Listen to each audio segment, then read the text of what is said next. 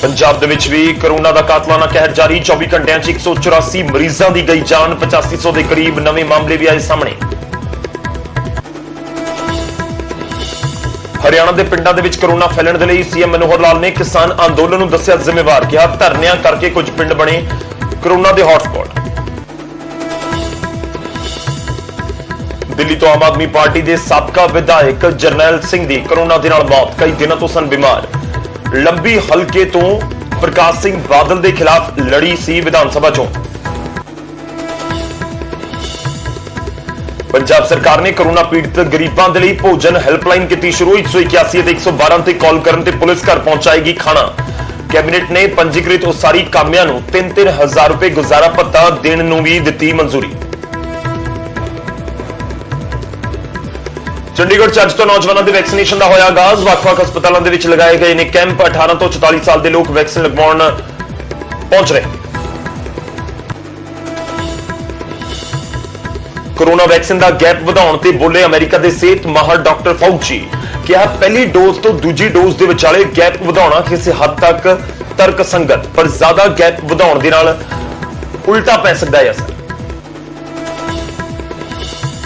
ਅੱਜ किसानों के खात्यां दे विच पहुंचणगे पैसे। किसान निधि योजना की 8वीं किश्त होगी जारी।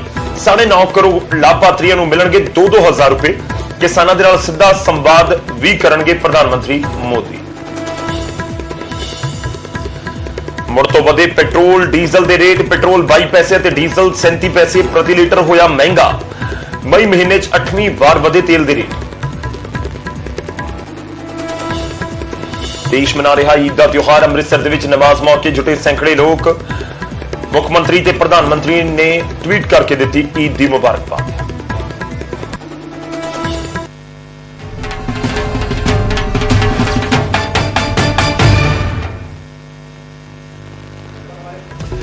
सत श्री अकाल। न्यूज़ 18 पंजाब हरियाणा हिमाचल तुसीं देख रहे हो। गौरव शुक्ला मैं तुहाडे नाल बुलेटिन का आगाज करन जा रहा। सब तो पहला गल होगी कोरोना की। देश के कोरोना के अंकड़े सामने आ चुके हैं। शुरुआत उसी दे नाल करन जा रहे हैं। मौतों की गिणती पूरे देश के इस समय सब तो वड्डी चिंता की वजह बनी हुई है। एक बार फिर तो 24 घंटे के 4000 तो ज्यादा लोगों ने दम तोड़िया कोरोना की वजह के नाल, जो सरकार के वालों अंकड़े जारी किए गए हैं। देश के कोरोना का कातलाना कहर जारी है। लगातार तीजे दिन 4000 तो वध मौतां हुई ने। तुहानूं दस दईए कि एक दिन 3,43,000 नवे केस सामने आए हैं। 3,44,000 मरीज ठीक भी हुए हैं। नवे मरीजों की गिणती कल के मुकाबले थोड़ी जी घट है, पर 3.5 लाख के नेड़े हुण भी हैगी है। मौजूदा समय 37 लाख तो ज्यादा एक्टिव मरीज इस समय देश भर के है। 3,44,766 लोगों ने कोरोना को मात दी है। 4,000 लोगों की मौत पिछले 24 घंटिया हुई है, जो केंद्रीय सेहत मंत्रालय के वालों जानकारी दी गई। एक एक करके ग्राफिक्स के जरिए तुहाडे सामने पूरा अंकड़ा रखांगे। शुरुआत पूरे देश का अंकड़ा ग्राफिक्स के जरिए।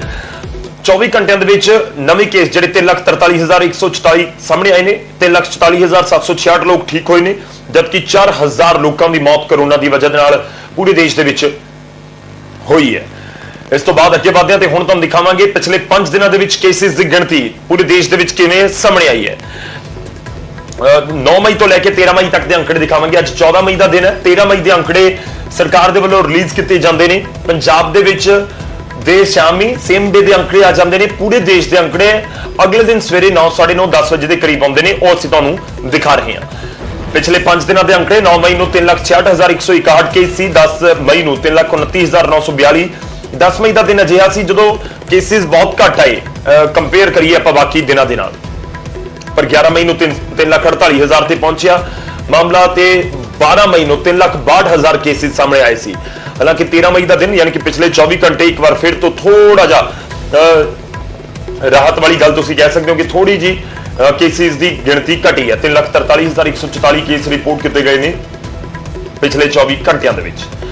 मौतों की गिणती दसांगे, पर इस तो पहला असीं गल करते हैं पंजाब की। पंजाब के अंकड़े की कहते हैं ग्राफिक्स के जरिए, भी तुहानूं दिखाने हैं। पंजाब के कोरोना के पिछले 24 घंटिया के अंकड़े तुहाडी टीवी स्क्रीन के उत्ते। नवे केस जिहड़े पंजाब के रिपोर्ट किए गए हैं पिछले 24 घंटिया के करीब 8500, 8,494। 8237 लोग ठीक हुए हैं। 184 मौतां भी कोरोना की वजह के नाल पंजाब दे विच होईयां ने। उस तो बाद गल करते हैं कि 5 दिनों के विच जिहड़े मामले सामने आए ने पंजाब दे विच केसिस की गिणती 8 तरीक ਨੂੰ बहुत अगे वध गई सी, 9000 पार कर गई सी ते उस तो बाद 9,000 तो हेठा ही रहा है पूरा अंकड़ा। 8 मई ਨੂੰ 9100, 9 मई ਨੂੰ 8531, 10 मई ਨੂੰ 8625, 11 मई ਨੂੰ 8668, 12 मई ਨੂੰ 8347, 13 मई का दिन पिछले 24 घंटिया 8494। ਇਹ ਨਵੇਂ ਕੇਸ ਪੂਰੇ ਪੰਜਾਬ ਦੇ ਵਿੱਚ ਜੋ ਰਿਪੋਰਟ ਕੀਤੇ ਗਏ ਨੇ ਉਹ ਤੁਹਾਨੂੰ ਦੱਸ ਰਿਹਾ। ਹੁਣ ਮੌਤਾਂ ਦੀ ਗਿਣਤੀ ਵੀ ਤੁਹਾਨੂੰ ਦੱਸਦੇ ਆ। ਮੌਤਾਂ ਦੀ ਗਿਣਤੀ ਦਾ ਮੈਂ ਜ਼ਿਕਰ ਕਰਾਂ ਤਾਂ ਪਿਛਲੇ 5 ਦਿਨਾਂ ਦੇ ਵਿੱਚ 12 ਮਈ ਦਾ ਦਿਨ ਅਜਿਹਾ ਰਿਹਾ ਹੈ ਜਿੱਥੇ ਹੁਣ ਤੱਕ ਦੇ ਸਭ ਤੋਂ ਜ਼ਿਆਦਾ ਕੇਸ ਮੌਤਾਂ ਦੇ ਰਿਪੋਰਟ ਕੀਤੇ ਗਏ ਨੇ। 7 ਮਈ ਨੂੰ 165, 8 ਮਈ ਨੂੰ 171, 9 ਮਈ ਨੂੰ 191, 10 ਮਈ ਨੂੰ 198, 11 ਮਈ ਦਾ ਦਿਨ 217 ਮੌਤਾਂ। ਹੁਣ ਤੱਕ ਦਾ ਸਭ ਤੋਂ ਵੱਡਾ ਅੰਕੜਾ 11 ਮਈ ਨੂੰ ਹੀ ਮੌਤਾਂ ਦਾ ਸਾਹਮਣੇ ਆਇਆ ਸੀ ਪੰਜਾਬ ਦੇ ਵਿੱਚ। 12 ਮਈ ਨੂੰ 197 ਲੋਕਾਂ ਦੀ ਮੌਤ ਹੋਈ ਹੈ, जबकि 13 मई ਨੂੰ 184 ਲੋਕਾਂ ਦੀ ਜਾਨ ਗਈ ਹੈ।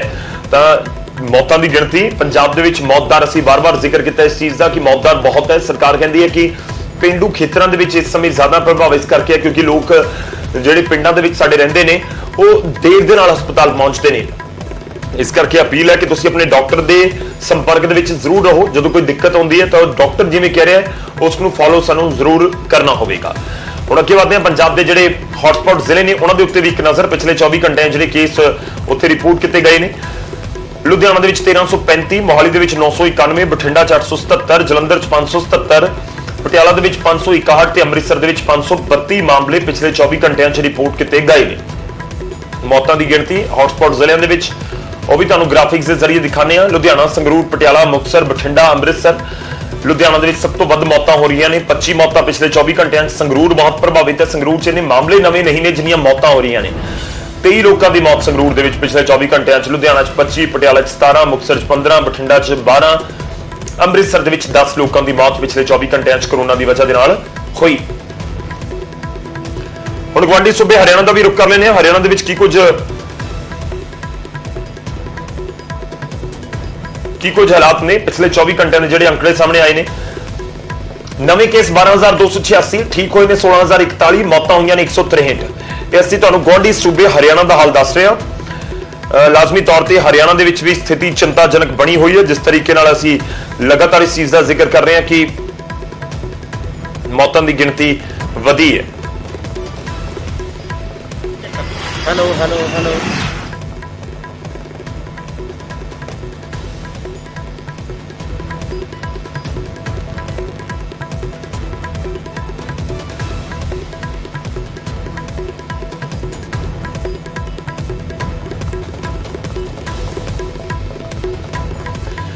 कोशिश करांगे हर एक थां तो अपडेट लैण दी। साडे नाल जसवीर बराड़ साडे सहयोगी जुड़ रहे ने। लुधियाना तो साडे नाल राजीव शर्मा साडे सहयोगी जुड़ रहे ने। अमृतसर तो लुधियाना दा पहला रुख करदे हां। जसवीर दसो लुधियाना दे विच मौजूदा स्थिति की है? मामले लगातार सामने आ रहे ने ते पंजाब च वख-वख थावां दे उत्ते थोड़ी जी रफ्तार घटी है पर लुधियाना दे विच नहीं। ओही 1200, 1300, 1400 मामले सामने आ रहे ने ते मौतां दी गिणती भी बहुत ज्यादा। जसवीर ਪਹਿਲੇ ਦਿਨ ਤੋਂ ਹੀ ਜਿਹੜਾ ਹੈ ਪਿਛਲੇ ਜੀ 2 ਮਹੀਨੇ ਦੀ ਗੱਲ ਕੀਤੀ ਜਾਵੇ ਤਾਂ ਲਗਾਤਾਰ ਜਿਹੜੇ ਮਾਮਲੇ ਨੇ ਉਹ ਵੱਧਦੇ ਜਾ ਰਹੇ ਨੇ। ਪਿਛਲੇ 8 ਦਿਨਾਂ ਦੇ ਵਿੱਚ 193 ਜਿਹੜੇ ਕਰੋਨਾ ਪੀੜਤ ਮਰੀਜ਼ ਸੀ ਉਹਨਾਂ ਦੀ ਮੌਤ ਹੋ ਚੁੱਕੀ ਹੈ ਸਰਕਾਰੀ ਅੰਕੜਿਆਂ ਦੇ ਮੁਤਾਬਕ। ਤੇ ਜਿਹੜੇ ਮਾਮਲੇ ਕੱਲ ਆਏ ਨੇ 1355 ਮਾਮਲੇ ਆਏ ਨੇ।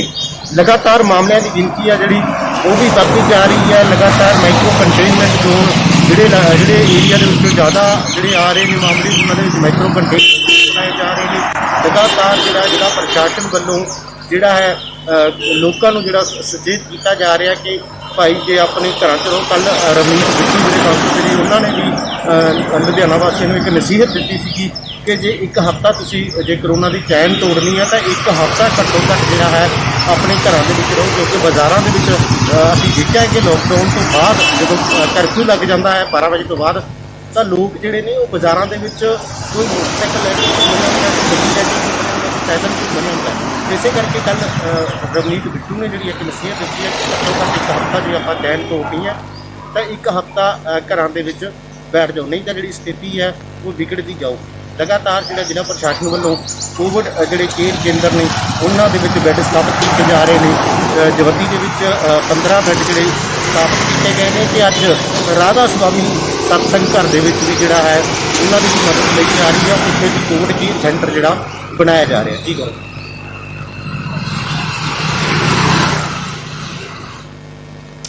शुक्रिया जसवीर, धन्यवाद साडे नाल जुड़न दे लई। इस पूरी गलबात दे लई तां जिहड़ी ये कोशिश की जा रही है ਵੱਖ-ਵੱਖ ਥਾਵਾਂ ਦੇ ਉੱਤੇ ਜਿਹੜੇ कोविड केयर सेंटर बना के ताकि इस बीमारी ਦੇ ਨਾਲ ਨਜਿੱਠਿਆ ਜਾ ਸਕੇ। बहुत सारे लोग इस समय ਜਿਹੜੇ ਦਿੱਕਤ ਦੇ ਵਿੱਚ ਨੇ ਉਹਨਾਂ ਤੱਕ ਸਹੂਲਤ ਪਹੁੰਚੇ, ਇਸ ਲਈ ਪ੍ਰਸ਼ਾਸਨ ਕੋਸ਼ਿਸ਼ਾਂ ਕਰ ਰਿਹਾ ਹੈ। ਪਰ ਲੁਧਿਆਣਾ ਦੇ ਵਿੱਚ ਲੋਕਾਂ ਨੂੰ ਖੁਦ ਵੀ ਜ਼ਿਆਦਾ ਇਹਤਿਆਤ ਵਰਤਣੇ ਹੋਣਗੇ। ਇਹ ਜ਼ਿਲ੍ਹਾ ਸਭ ਤੋਂ ਵੱਧ ਪ੍ਰਭਾਵਿਤ ਹੈ ਇਸ ਸਮੇਂ ਪੰਜਾਬ ਦੇ ਵਿੱਚ। ਮੌਤਾਂ ਦੀ ਗਿਣਤੀ ਅਸੀਂ ਵਾਰ-ਵਾਰ ਇਹੀ ਕਹਿੰਦੇ ਹਾਂ ਕਿ ਬਹੁਤ ਸਾਰੇ ਲੋਕਾਂ ਨੂੰ ਕਰੋਨਾ ਹੋ ਰਿਹਾ ਹੈ। ਇਹ ਵੀ ਪਤਾ ਹੈ ਕਿ ਦੇਸ਼ ਦੇ ਵਿੱਚ ਮੌਤ ਦਰ ਜਿਹੜੀ ਹੈ 2% ਤੋਂ ਵੀ ਘੱਟ ਹੈ, 1% ਦੇ ਨੇੜੇ ਹੀ ਹੈ। ਯਾਨੀ ਕਿ 100 ਲੋਕਾਂ ਦੇ ਵਿੱਚੋਂ ਇੱਕ ਸ਼ਖਸ ਦੀ ਮੌਤ ਹੁੰਦੀ ਹੈ ਜਾਂ ਐਵਰੇਜ ਦੇ ਮੁਤਾਬਿਕ 1.18 ਲੋਕਾਂ ਦੀ। ਪਰ ਦੂਜੇ ਪਾਸੇ ਜਿਹੜੇ ਅਸੀਂ ਪੰਜਾਬ ਦੀ ਗੱਲ ਕਰੀਏ ਜਾਂ ਖਾਸ ਤੌਰ ਤੇ ਲੁਧਿਆਣਾ ਦੀ ਗੱਲ ਕਰੀਏ ਤਾਂ ਇੱਥੇ ਦਿੱਕਤ ਬਹੁਤ ਹੈ ਔਰ ਇਸ ਕਰਕੇ ਸਾਰਿਆਂ ਨੂੰ ਇਹਤਿਆਤ ਤਾਂ ਵਰਤਣੇ ਹੋਣਗੇ। ਸ਼ੁਕਰੀਆ, ਧੰਨਵਾਦ ਜਸਵੀਰ ਸਾਡੇ ਨਾਲ ਜੁੜਨ ਦੇ ਲਈ ਇਸ ਪੂਰੀ ਗੱਲਬਾਤ ਲਈ।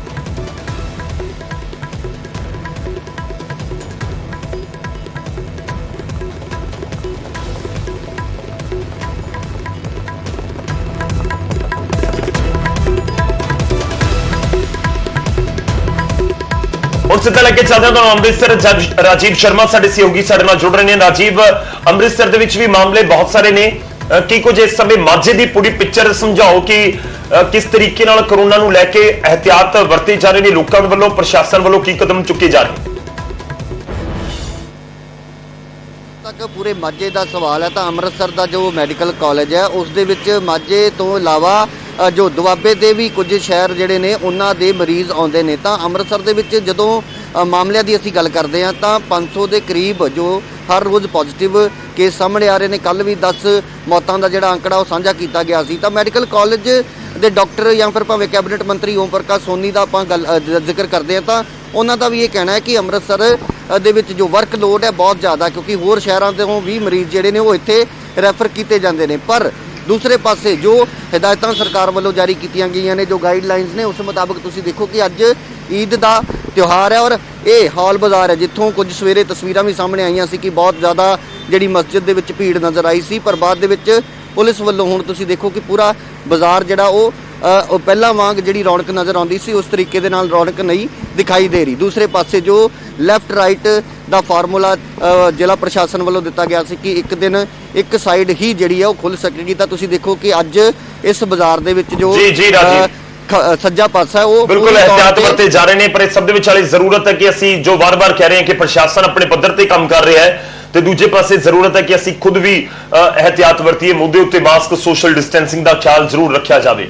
शुक्रिया राजीव, धन्यवाद साडे नाल जुड़न दे लई। सदा लेके चलते इस समय मुख मंत्री कैप्टन अमरिंदर सिंह संबोधित कर रहे हैं ईद के मौके के उत्ते। इस बार वर्चुअल तरीके दे नाल ही ईद का त्योहार कोरोना की वजह दे नाल मनाया जा रहा है। की कुछ कह रहे हैं मुख मंत्री, सुनते हैं। दिन भी है लेकिन इतिहासिक इस तरीके नाल कि जिहड़ी आपां ईद नूं मना रहे हैं, हर साल मना रहे हैं, लेकिन अज मेरे वास्ते एक खुशी का यह दिन है कि मैं कुछ मलेरकोटले लिए कुछ कर सकदा और कर सके।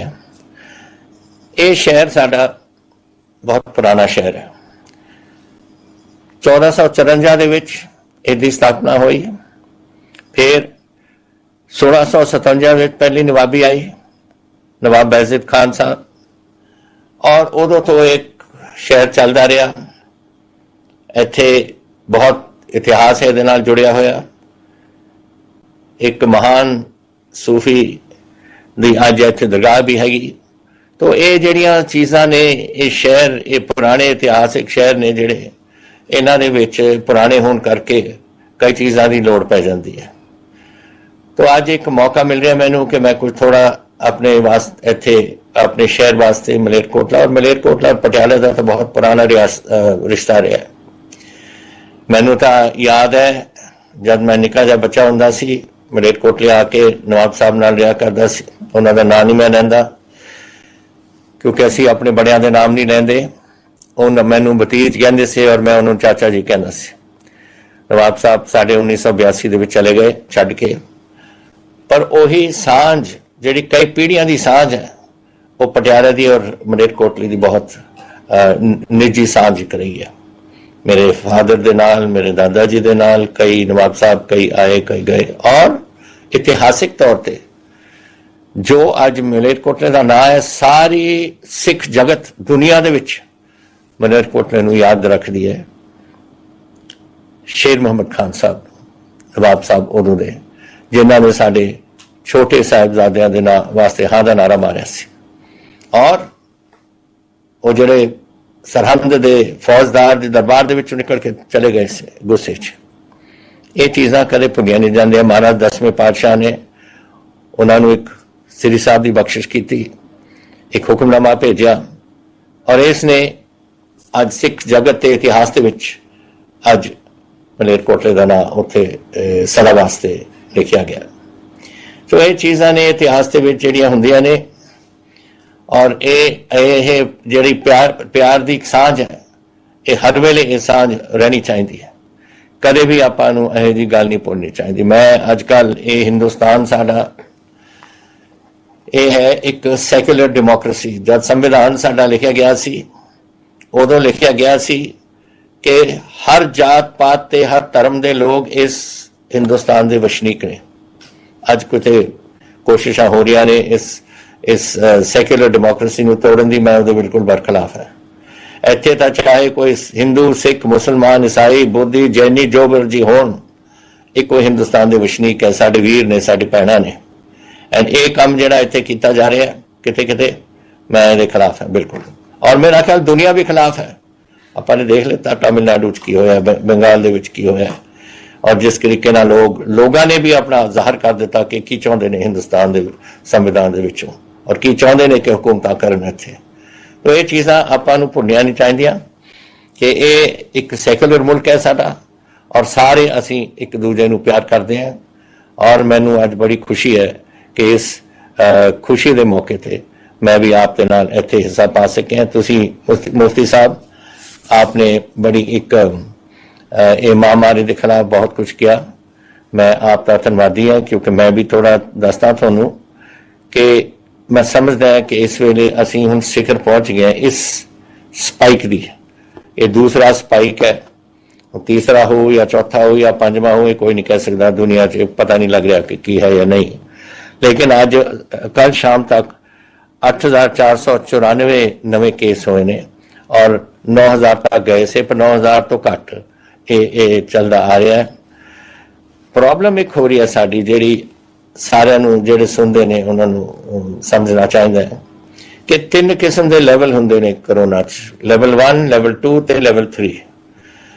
ਔਰ ਲੈਵਲ 1 ਤੱਕ ਘਰਾਂ ਦੇ ਵਿੱਚ ਹੀ ਆਪਣੀ ਇਲਾਜ ਕਰਵਾ ਕੇ ਉੱਥੇ ਠੀਕ ਹੁੰਦੇ ਨੇ। ਲੈਵਲ 2 ਨੇ ਜਿਹੜਾ ਥੋੜੀ ਬਹੁਤੀ ਬਿਮਾਰੀ ਹੁੰਦੀ ਹੈ ਉਹਨਾਂ ਨੂੰ ਜਾ ਕੇ ਕਿਤੇ ਆਕਸੀਜਨ ਦੇਣ ਦੀ ਲੋੜ ਹੈ, ਕਿਤੇ ਨਹੀਂ, ਉੱਥੇ ਠੀਕ ਹੋ ਜਾਂਦੇ ਨੇ। ਔਰ ਲੈਵਲ 3 ਹੈ ਜਦ ਅਖੀਰਲੇ ਦਮ 'ਚ ਇਹ ਬਿਮਾਰੀ ਪਹੁੰਚ ਜਾਂਦੀ ਹੈ। ਸਾਡੇ ਪੰਜਾਬ ਦੀ ਇੱਕ ਆਦਤ ਹੈ ਕਿ ਅਸੀਂ ਕਦੇ ਸਮੇਂ ਸਿਰ ਜਾਂਦੇ ਨਹੀਂ ਹਸਪੀਟਲ 'ਚ। ਸਾਡੇ ਵਿੱਚ ਹੈ ਕਿ ਅਗਰ ਥੋੜਾ ਜ਼ੁਕਾਮ ਹੋ ਜਾਏ ਜਾਂ ਬਦਨ ਦਰਦ ਹੋ ਜਾਏ ਜਾਂ ਕੋਈ ਗਲਾ ਖਰਾਬ ਹੋ ਜਾਏ, ਆਪਾਂ ਕਹਿੰਦੇ ਕੋਈ ਗੱਲ ਨਹੀਂ ਜੀ, ਮੌਸਮ ਬਦਲ ਰਹੀ ਹੈ, ਸਭ ਠੀਕ ਹੋ ਜਾਊਗਾ।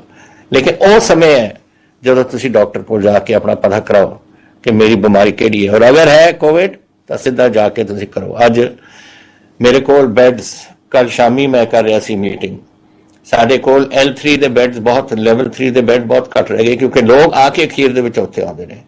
और अज भी ये देख लो आंकड़े मेरे 4 ऑक्सीजन ते अज 9,619 कल शाम तक मरीज से और 429 वेंटिलेटर ते लगे हुए से। ਇਹ ਲਾਸਟ ਸਟੇਜ ਤੇ ਆ ਕੇ ਇਹ ਗੱਲ ਹੁੰਦੀ ਹੈ।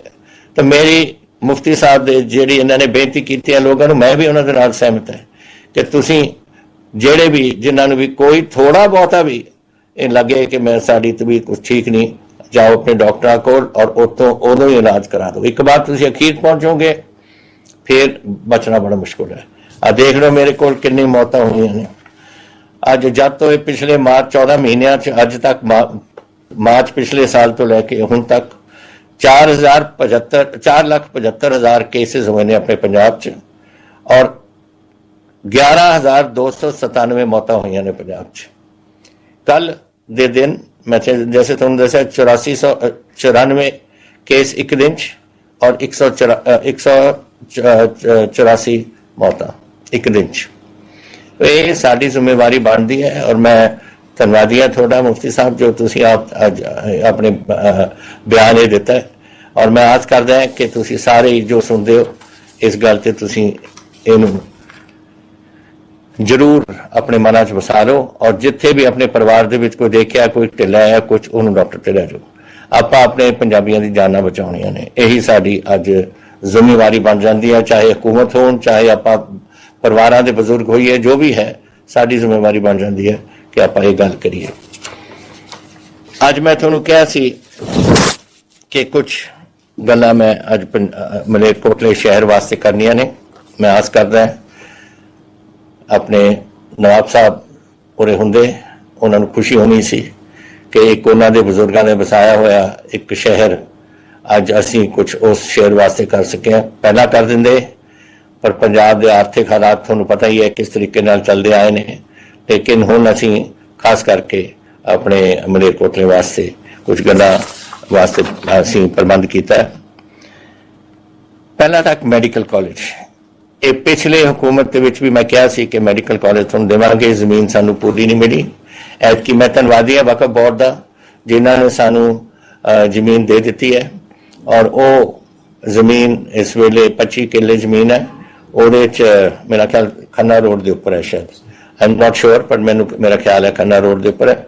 ਤੇ ਇਹਦੇ 500 ਕਰੋੜ ਰੁਪਏ ਲੱਗਣਗੇ, ਅਸੀਂ ਲਾਵਾਂਗੇ ਉਸ ਨੂੰ, ਔਰ ਉਹਦੇ 50 ਕਰੋੜ ਦਾ ਐਲਾਨ ਮੈਂ ਅੱਜ ਕਰ ਰਿਹਾ ਤਾਂ ਕਿ ਉਹ ਕੰਮ ਸ਼ੁਰੂ ਹੋ ਜਾਵੇ ਉੱਥੇ, ਔਰ ਜੈਸੇ ਜੈਸੇ ਪੈਸਿਆਂ ਦੀ ਲੋੜ ਪਵੇ ਅਸੀਂ ਪੈਸੇ ਦਿੰਦੇ ਰਹਾਂਗੇ ਤਾਂ ਕਿ ਆਪਣੇ ਮਲੇਰਕੋਟਲੇ ਦੇ ਬੱਚੇ ਬੱਚੀਆਂ ਉੱਥੇ ਆਪਣੀ ਮੈਡੀਕਲ ਐਜੂਕੇਸ਼ਨ ਲੈ ਸਕਣ। ਇਹ ਪੁਰਾਣੀ ਬੜੀ ਮੰਗ ਰਹੀ ਸੀ ਪਿਛਲੀ ਹਕੂਮਤ ਜਦੋਂ ਮੇਰੀ ਸੀ 2002 ਤੋਂ 2007 ਤੱਕ, ਉਦੋਂ ਦਾ ਮੇਰਾ ਇੱਕ ਵਾਅਦਾ ਸੀ ਆਪਣੇ ਮਲੇਰਕੋਟਲੇ ਨਾਲ। ਇੱਕ ਬੀਬੀਆਂ ਦਾ ਕਾਲਜ ਆਪਣੀ ਲੜਕੀਆਂ ਵਾਸਤੇ, ਇਹ 12 ਕਰੋੜ ਰੁਪਏ ਦਾ ਐਲਾਨ ਮੈਂ ਅੱਜ ਕਰ ਰਿਹਾ। ਇੱਕ ਨਵਾਂ ਬੱਸ ਸਟੈਂਡ 10 ਕਰੋੜ ਇਹਦੇ ਵਾਸਤੇ ਐਲਾਨ ਕਰ ਰਹੇ ਹਾਂ। ਇੱਕ ਮਹਿਲਾ ਥਾਣਾ ਅਸੀਂ ਬਣਾ ਰਹੇ ਹਾਂ, ਕਿਤੇ ਕਿਤੇ ਬੀਬੀਆਂ ਨੂੰ ਕੋਈ ਕੰਪਲੇਂਟ ਕਰਨੀ ਹੋਏ, ਜਾਣਾ ਨਹੀਂ ਚਾਹੁੰਦੀਆਂ ਦੂਜੇ ਥਾਣੇ ਦੇ ਵਿੱਚ, ਤੇ ਇੱਕ ਥਾਣਾ ਹੋਊਗਾ ਸਿਰਫ ਉਸ ਨੂੰ ਮੈਨ ਕਰਨਗੀਆਂ ਲੇਡੀਜ਼ ਫਰੋਮ ਦੀ SHO ਡਾਊਨਵਰਡਸ, ਜਿਹੜੇ ਵੀ ਹੈ ਉੱਥੇ ਲੇਡੀਜ਼ ਹੋਣਗੀਆਂ ਤਾਂ ਕਿ ਥੋੜ੍ਹੀਆਂ ਬੱਚੀਆਂ ਕੋਈ ਬੀਬੀਆਂ ਜਾ ਕੇ ਉੱਥੇ ਆਪਣੀ ਜੋ ਕੰਪਲੇਂਟ ਉਹਨਾਂ ਨੇ ਕਰਨੀ ਉੱਥੇ ਕਰ ਸਕਣ। ਇੱਕ ਅਰਬਨ ਇਨਵਾਇਰਨਮੈਂਟ ਇੰਪਰੂਵਮੈਂਟ ਪ੍ਰੋਗਰਾਮ ਹੈ ਡਿਵੈਲਪਮੈਂਟ ਦਾ, ਅਰਬਨ ਡਿਵੈਲਪਮੈਂਟ ਵਾਸਤੇ ਪੁਰਾਣੇ ਸ਼ਹਿਰਾਂ ਨੂੰ ਖਾਸ ਕਰਕੇ ਜ਼ਿਆਦਾ ਇਹਦੀ ਲੋੜ ਪੈਂਦੀ ਹੈ। ਉਹਦਾ ਮੈਂ 6 ਕਰੋੜ ਅੱਜ ਐਲਾਨ ਕਰ ਰਿਹਾ ਤਾਂ ਕਿ ਉੱਥੇ ਥੋੜਾ ਕੰਮ ਸ਼ੁਰੂ ਹੋ ਜਾਏ।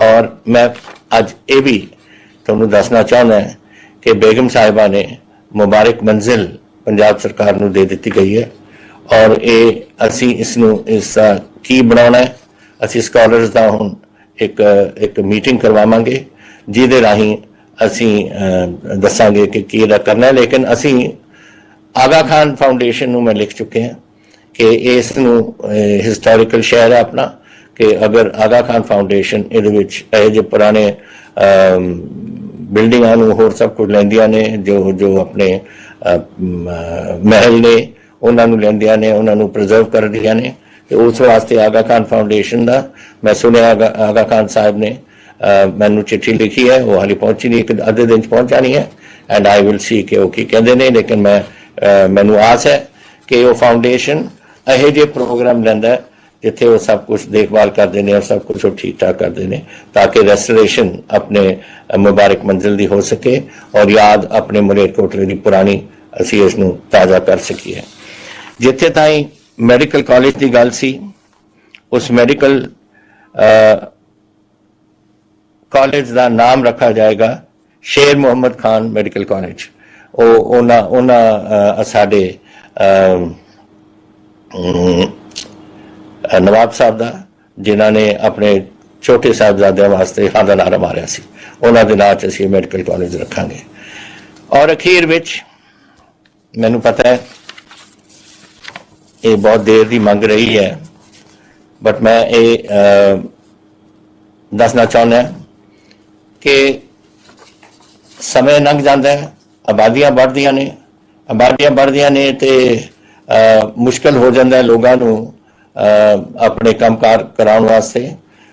ਜ਼ਿਆਦਾ ਭੀੜ ਹੋ ਜਾਂਦੀ ਹੈ ਦਫ਼ਤਰਾਂ, ਡੀਸੀ ਕੋਰਟਸ ਦੇ ਵਿੱਚ, ਅਦਾਲਤਾਂ ਦੇ ਵਿੱਚ ਜਾਂ ਕੋਈ ਰੈਵਨਿਊ ਡਿਪਾਰਟਮੈਂਟ ਦੇ ਵਿੱਚ, ਤੇ ਕਿਤੇ ਆਪਾਂ ਨੂੰ ਛੋਟੇ ਜ਼ਿਲ੍ਹੇ ਆਪਾਂ ਨੂੰ ਬਣਾਉਣੇ ਪੈਂਦੇ ਨੇ। ਔਰ 22 ਜ਼ਿਲ੍ਹੇ ਬਣ ਗਏ ਨੇ 13 ਦੇ ਵਿੱਚੋਂ ਪੰਜਾਬ 'ਚ ਹੁਣ ਤੱਕ। ਸ਼ੁਰੂ 'ਚ ਜਦ ਪੰਜਾਬ ਆਜ਼ਾਦੀ ਆਈ ਸੀ ਉਦੋਂ 13 ਜ਼ਿਲ੍ਹੇ ਸੀ ਔਰ 13 ਜ਼ਿਲ੍ਹਿਆਂ ਤੋਂ ਬਾਅਦ ਹੁਣ ਅਸੀਂ 22 ਤੇ ਪਹੁੰਚ ਗਏ। ਪਰ ਅੱਜ ਮੈਂ ਇਸ ਲਈ ਕਰ ਰਿਹਾ ਕਿਉਂਕਿ ਮੈਂ ਮਲੇਰਕੋਟਲੇ ਨੂੰ ਅੱਜ ਜ਼ਿਲ੍ਹੇ ਦਾ ਬਣਾ ਰਿਹਾ ਔਰ ਉਹਦੇ ਵਿੱਚ मैं अज डिप्टी कमिश्नर साहब को कहना चाहुंदा कि एकदम बिल्डिंगां कोई सूटेबल चंगी बिल्डिंग्स किते ना किते इत्थे पालन ताकि काम नवी एडमिनिस्ट्रेशन का इत्थों जल्दी चला सकीए। नवा DC असीं नियुक्त कर देंगे अपने मलेरकोटले वास्ते।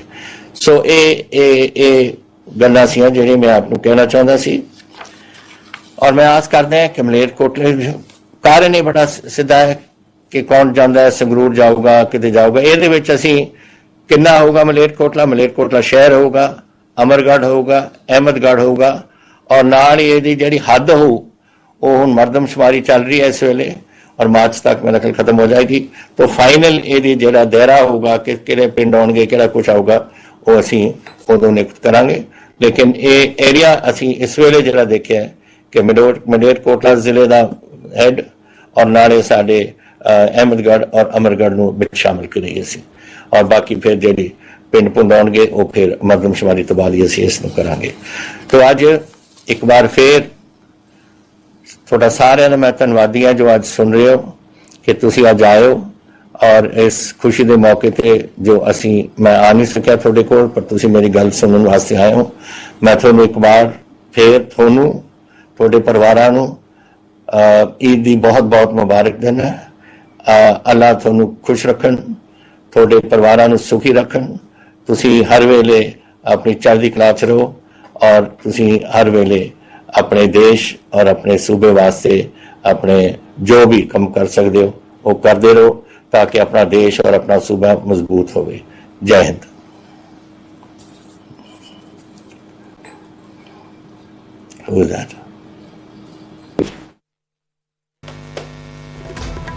तो बड़ी खबर इस समय की मुख्य मंत्री कैप्टन अमरिंदर सिंह ने ईद के मौके के उत्ते बधाई दी है पंजाब वासियों को, देशवासियों को। इस विचाले वड्डी खबर है कि पंजाब दे विच एक होर जिला बना दिता गया है। 22 जिले हुण तक पंजाब दे विच 23वें जिले नूं हरी झंडी दे दित्ती है मुख्य मंत्री कैप्टन अमरिंदर सिंह ने।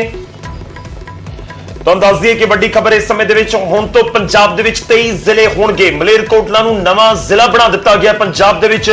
वड्डी खबर इस समय असीं तुहानूं दस रहे हां मुख्य मंत्री कैप्टन अमरिंदर सिंह दे वल्लों जिथे मुबारकबाद दी गई ईद के मौके के उत्ते, तां उस नाल ही मुख्यमंत्री दे वल्लों यह भी ऐलान कर दिता गया नवां जिला बना दिता गया पंजाब दे विच। मलेरकोटला नूं जिला बनाउण दा ऐलान कर दिता गया। हुण 23 जिले होणगे। हुण तक 22 जिले सी पंजाब दे विच ते हुण 23 जिले होणगे।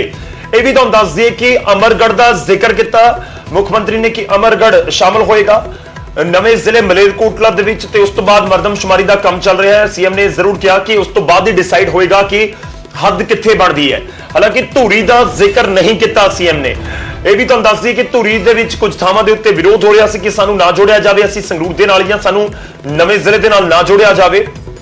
तो आने वाले दिनों के क्लीयर होएगा कि कित्थे पूरा जिला है इस दे विच किहड़े-किहड़े कस्बे या शहर आउंदे ने।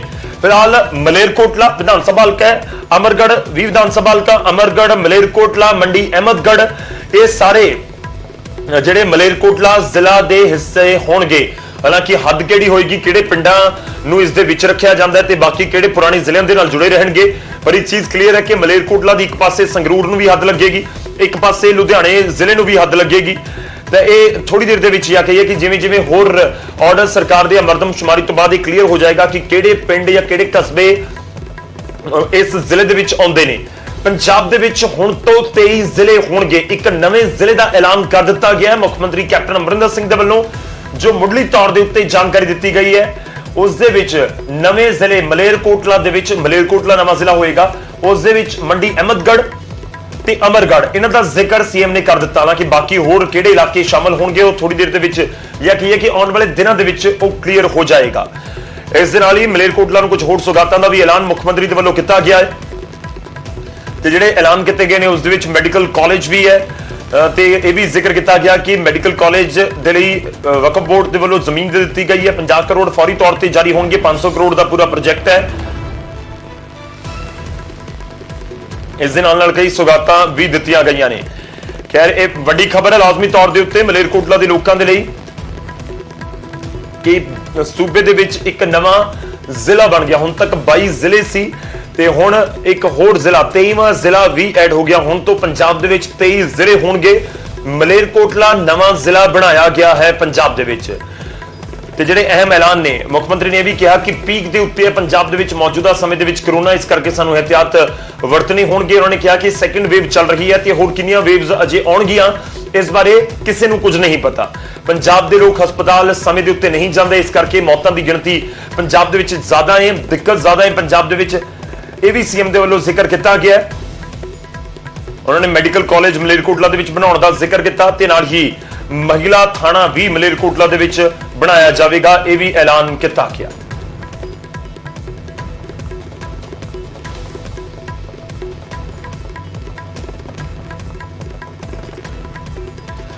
ਤਾਂ ਜ਼ਿਲ੍ਹਾ ਬਣਾ ਦਿੱਤਾ ਗਿਆ ਮਲੇਰਕੋਟਲਾ ਨੂੰ, ਵੱਡੀ ਖਬਰ ਹੈ। ਇਸ ਦੇ ਉੱਤੇ ਅੱਗੇ ਵੀ ਤੁਹਾਡੇ ਤੱਕ ਅਪਡੇਟ ਪਹੁੰਚਾਉਂਦੇ ਰਹਾਂਗੇ। ਕੋਸ਼ਿਸ਼ ਕਰਾਂਗੇ ਕਿ ਮਲੇਰਕੋਟਲਾ ਦੇ ਲੋਕਾਂ ਦੇ ਨਾਲ, ਆਗੂਆਂ ਦੇ ਨਾਲ ਵੀ ਗੱਲਬਾਤ ਕਰ ਸਕੀਏ ਕਿ ਇਸ ਫੈਸਲੇ ਨੂੰ ਕਿਸ ਤਰੀਕੇ ਨਾਲ ਦੇਖ ਰਹੇ ਨੇ। ਇਹ ਵੀ ਤੁਹਾਨੂੰ ਦੱਸ ਦਈਏ ਕਿ ਆਰਡਰ ਦਿੱਤੇ ਗਏ ਨੇ ਜਿਹੜੇ ਸਥਾਨਕ ਪ੍ਰਸ਼ਾਸਨ ਨੂੰ ਕਿ ਜਲਦ ਤੋਂ ਜਲਦ ਇੱਕ ਬਿਲਡਿੰਗ ਦਾ ਪ੍ਰਬੰਧ ਕੀਤਾ ਜਾਵੇ ਜਿੱਥੋਂ ਸਾਰੀ ਕਾਰਵਾਈ ਹੁਣ ਜ਼ਿਲ੍ਹੇ ਦੀ ਚੱਲੇਗੀ, ਜਿਸ ਤਰੀਕੇ ਨਾਲ ਜ਼ਿਲ੍ਹਾ ਹੁੰਦਾ ਹੈ। ਤੇ ਇਹ ਵੀ ਕਿਹਾ ਗਿਆ ਕਿ ਜਲਦ ਹੀ ਨਿਯੁਕਤੀ ਡੀਸੀ ਦੀ ਵੀ ਕਰ ਦਿੱਤੀ ਜਾਏਗੀ, ਤਾਂ ਜਲਦ ਮਲੇਰਕੋਟਲਾ ਦੇ ਵਿੱਚ ਹੀ ਸਾਰੀਆਂ ਸਹੂਲਤਾਂ ਜ਼ਿਲ੍ਹੇ ਵਾਲੀਆਂ ਲੋਕਾਂ ਨੂੰ ਮਿਲਣਗੀਆਂ। ਜਿਹੜਾ ਜ਼ਿਲ੍ਹਾ ਪ੍ਰਬੰਧਕੀ ਬਲਾਕ ਹੁੰਦਾ ਉਹ ਮਲੇਰਕੋਟਲਾ 'ਚ ਜਲਦ ਮਿਲੇਗਾ। ਹੁਣ ਅੱਗੇ ਵਧਦੇ ਹਾਂ, ਅਗਲੀ ਖਬਰ ਦਾ ਰੁਖ ਕਰਦੇ ਹਾਂ ਤੇ ਖਬਰ ਚੰਡੀਗੜ੍ਹ ਦੇ ਨਾਲ ਜੁੜੀ ਹੋਈ ਹੈ। ਚੰਡੀਗੜ੍ਹ ਦੇ ਵਿੱਚ ਤੁਹਾਨੂੰ ਦੱਸ ਦਈਏ ਕਿ ਵੈਕਸੀਨੇਸ਼ਨ ਦੇ 3rd ਫੇਜ਼ ਦਾ ਆਗਾਜ਼ ਕਰ ਦਿੱਤਾ ਗਿਆ। 18+ ਲੋਕਾਂ ਦੇ ਲਈ ਵੈਕਸੀਨੇਸ਼ਨ ਦਾ ਆਗਾਜ਼ ਕਰ ਦਿੱਤਾ ਗਿਆ ਹੈ। ਵੱਖ-ਵੱਖ ਹਸਪਤਾਲਾਂ ਦੇ ਵਿੱਚ ਵੈਕਸੀਨ ਸੈਂਟਰ ਬਣਾਏ ਗਏ ਨੇ। ਟੀਕਾ ਲਗਵਾਉਣ ਤੋਂ ਪਹਿਲਾਂ ਰਜਿਸਟ੍ਰੇਸ਼ਨ ਜ਼ਰੂਰੀ ਹੈ, ਇਹ ਲਾਜ਼ਮੀ ਕੀਤਾ ਗਿਆ ਹੈ, ਜਿਵੇਂ ਪਹਿਲਾਂ ਤੋਂ ਹੀ ਇਹ ਜਾਰੀ ਸੀ। ਵੱਡੀ ਖਬਰ ਹੈ ਇਸ ਸਮੇਂ ਦੀ। ਚੰਡੀਗੜ੍ਹ ਦੇ ਵਿੱਚ 18+ ਜਿਨ੍ਹਾਂ ਦੀ ਉਮਰ 18 ਸਾਲ ਤੋਂ ਜ਼ਿਆਦਾ ਹੈ ਉਹਨਾਂ ਦੇ ਲਈ ਇਹ ਐਲਾਨ ਹੈ। ਤੁਹਾਨੂੰ ਦੱਸ ਦਈਏ ਕਿ ਉਹਨਾਂ ਦੀ ਵੈਕਸੀਨੇਸ਼ਨ ਦਾ ਵੀ ਆਗਾਜ਼ ਅੱਜ ਤੋਂ ਕਰ ਦਿੱਤਾ ਗਿਆ, ਯਾਨੀ ਕਿ ਜਿਹੜੇ 18 ਸਾਲ ਤੋਂ ਜ਼ਿਆਦਾ ਉਮਰ ਦੇ ਲੋਕ ਨੇ, 44 ਸਾਲ ਤੋਂ ਘੱਟ ਨੇ, ਉਹਨਾਂ ਨੂੰ ਵੀ ਵੈਕਸੀਨ ਦੀ ਡੋਜ਼ ਲੱਗੇਗੀ। ਤੇ ਵੱਖ-ਵੱਖ ਥਾਵਾਂ ਦੇ ਉੱਤੇ ਵੈਕਸੀਨੇਸ਼ਨ ਸੈਂਟਰ ਬਣਾਏ ਗਏ ਨੇ। ਇੱਕ ਵਾਰ ਤੁਹਾਨੂੰ ਦੱਸਦੇ ਹਾਂ ਕਿ ਕਿਹੜੇ ਵੈਕਸੀਨੇਸ਼ਨ ਸੈਂਟਰਸ ਹੈਗੇ ਨੇ ਜਿਹੜੇ ਵੱਖ-ਵੱਖ ਥਾਵਾਂ ਦੇ ਉੱਤੇ ਬਣਾਏ ਗਏ ਨੇ, ਜੋ ਸਾਡੇ ਕੋਲ ਜਾਰੀ ਹੈ। ਨਹਿਰੂ ਹਸਪੀਟਲ ਐਕਸਟੈਂਸ਼ਨ PGI ਦੇ ਵਿੱਚ 18+ ਵਾਲੇ ਲੋਕ ਲਗਾ ਸਕਦੇ ਨੇ injection. Government model school Mani Majra, government model school sector 45, health and wellness centre Maloya, GMCH ਜਿਹੜਾ 32 ਦਾ ਹਸਪੀਟਲ ਹੈ ਉਸਦੇ ਬਲਾਕ B ਦੇ ਵਿੱਚ ਵੈਕਸੀਨੇਸ਼ਨ ਦੀ ਪੂਰੀ ਡਰਾਈਵ ਨੂੰ ਅੱਗੇ ਚਲਾਇਆ ਜਾ ਰਿਹਾ ਹੈ। ਉੱਥੇ ਡਾਕਟਰ HS ਜੱਜ ਹਸਪੀਟਲ ਡੈਂਟਲ ਹਸਪੀਟਲ ਹੈ ਜਿਹੜਾ ਸੈਕਟਰ 25 ਦੇ ਵਿੱਚ, ਉੱਥੇ ਵੀ ਇਹ ਸੈਂਟਰ ਬਣਾਇਆ ਗਿਆ ਹੈ। ਰੁਕ ਕਰਦੇ ਹਾਂ ਚੰਡੀਗੜ੍ਹ ਤੋਂ, ਸਾਡੇ ਸਹਿਯੋਗੀ ਉਮੇਸ਼ ਸ਼ਰਮਾ ਸਾਡੇ ਨਾਲ ਜੁੜ ਰਹੇ ਨੇ। ਉਮੇਸ਼, ਵੈਕਸੀਨ ਦੇ 3rd ਫੇਜ਼ ਦਾ ਚੰਡੀਗੜ੍ਹ 'ਚ ਐਲਾਨ ਹੋਇਆ, ਦੱਸੋ ਕਿ ਇਸ ਦਾ ਆਗਾਜ਼ ਰਸਮੀ ਤੌਰ ਤੇ ਤਾਂ ਹੋ ਗਿਆ ਸੀ ਕਿ ਹੁਣ ਨੌਜਵਾਨਾਂ ਨੂੰ ਇੰਜੈਕਸ਼ਨਸ ਜਿਹੜੇ कोरोना रोकू टीके ने वो भी लगने शुरू हो गए, की कुछ ਤੁਹਾਡੇ ਕੋਲ ਜਾਣਕਾਰੀ? बिल्कुल गौरव, इस समय हम पीजीआई के कोविड हॉस्पिटल में हैं जो नेहरू एक्सटेंशन हॉस्पिटल है, और आप में अगर पीछे यहाँ पर देखें जो स्लॉट बुक जिन लोगों ने कराया था वो वैक्सीनेशन के लिए यहाँ पे पहुँच चुके हैं, वेटिंग एरिया जिसे कहा जाता है। और जिसने स्लॉट, क्योंकि जब कल चंडीगढ़ में ओपन हुआ था तो 15 मिनट के अंदर ही सभी स्लॉट बुक हो गए थे। इस समय जो आप ये तस्वीरें देख रहे हैं ये पीजीआई के जो कोविड हॉस्पिटल का जो फ्लोर है ये वहाँ की तस्वीरें हैं, और अंदर के जो तस्वीरें मैं आपको दिखाऊंगा जहाँ पर ये वैक्सीनेशन चल रही है ड्राइव, जो 18 साल से ऊपर की है। ये वो जगह है जहाँ पर पीजीआई की जो टीम है, डॉक्टर्स की टीम है, क्योंकि कोविड हॉस्पिटल है। डॉक्टर यादविंदर हैं यहाँ पर, और ये तमाम लोग जो वैक्सीनेट यहाँ पर हो रहे हैं। प्रोसीजर यहाँ पर वही है जो हमने आपको पहले भी दिखाया था, और 100 के करीब जो लोग हैं यहाँ पर उनको वैक्सीनेट किया जाएगा स्लॉट के जरिए। ये देखिए जिस तरह से प्रोसेस है, यहाँ पर काउंटर्स और बाकायदा शीशे लगाकर यहाँ पर बताया गया है, और पूरी यहाँ पर जांच पड़ताल भी होती है कि क्या आपको कुछ प्रॉब्लम तो नहीं है। फिर वैक्सीनेट एरिया आपको दिखाएंगे। ये देखिए आप प्रोसीजर तस्वीरों में, और डॉक्टर यादविंदर से हम बात करेंगे जिनकी टीम यहाँ पर ये वैक्सीनेट के इसको अंजाम दे रही है। डॉक्टर यादविंदर, कितने लोग है ने जिहड़े अज तुसीं वैक्सीनेट कर रहे हैं 18 साल तक? सर हमारे पास एज पर स्लॉट है, गवर्नमेंट का स्लॉट, तो 100 स्लॉट हमारे पास बुक हैं और हम उनको वैक्सीनेशन कर रहे हैं अभी। तो जिन्होंने स्लॉट बुक कराया था वही सिर्फ आएंगे? जिन्होंने स्लॉट बुक कराया था सिर्फ वही लोग आएंगे। प्रीवियस जो आपने पहले भी आए थे, तो पहले ये site NHE site 45 above people के लिए, जनरल पीपल के लिए ओपन था, लेकिन अब ये dedicatedly only site 18 to 45 years के एज के लिए है। और पीजीआई के अदर 2 साइट हैं APC और LT, जहाँ पे अभी भी जो अबव 45 हैं वो जाके अभी भी वैक्सीनेशन वहाँ पे करवा सकते हैं, but NHE is dedicated only for 80 to 44 age. तो आपने देखा कि जो जितने वैक्सीन यहाँ पर आए हैं लोग स्लॉट बुक करा के गौरव आए हैं, और खुद जो पीजीआई के डायरेक्टर हैं जगत राम जी, वो यहाँ पर मुआयना करने पहुँचे हैं। उनसे भी जानेंगे कि 18 अबव का पीजीआई में आज हमने देखा काफ़ी लोग पहुँचे सर 18 अबव, और स्लॉट बुकिंग कि जिनके पास स्लॉट होगा वही आएंगे। डेफिनेटली सभी लोगों ने अपनी अपनी रजिस्ट्रेशन कराई है और यहाँ पे पर्टिकुलरली इस सेंटर में 18 से 45 साल के बीच के जो लोग हैं उनको वैक्सीनेशन हो रहा है यहाँ पे। ये तो ये रोजाना स्लॉट बुक है या जिनका कैसे आप करेंगे आज जैसे 100? बुकिंग तो जैसे कैंडिडेट ही कराएगा और हर रोज़ ही इस सेंटर पे लगेगी यहाँ पे पर्टिकुलरली 18 से 45 साल के बीच। बाकी जो 45 साल और उससे ऊपर वाले लोग हैं वो हमारे दूसरे सेंटरों पे वैक्सीनेशन हो रही है उनकी। और इस अस्पताल की खासियत ये है, गौरव बता दें कि कोविड हॉस्पिटल है यहाँ पर। अगर आप एनएचसी को बात करें कि जैसे पिछले साल भी हमने दिखाया था तस्वीरों में और इस बार भी हम बताते रहते हैं कि कोविड हॉस्पिटल है पीजीआई का जो डेडिकेटेड सिर्फ कोविड पेशेंट के लिए, ये उसी फ्लोर पर हम मौजूद हैं। हालांकि वो पेशेंट्स ऊपर हैं लेकिन यहाँ पर वैक्सीनेशन सेंटर अलग से है, रास्ता अलग से है। प्रोटोकॉल जो तमाम एक बड़े हॉस्पिटल के होते हैं वो यहाँ पर कैरी किए गए हैं। सोशल डिस्टेंसिंग की अगर बात करें वो यहाँ पर है कि एक चेयर का एक क्रॉस और दूसरा, और वेटिंग एरिया है कि वैक्सीन कराने के बाद आपको जो 30 मिनट इंतज़ार करना है। यहाँ पर प्रॉपर तरीके से गाइडेंस दी गई है।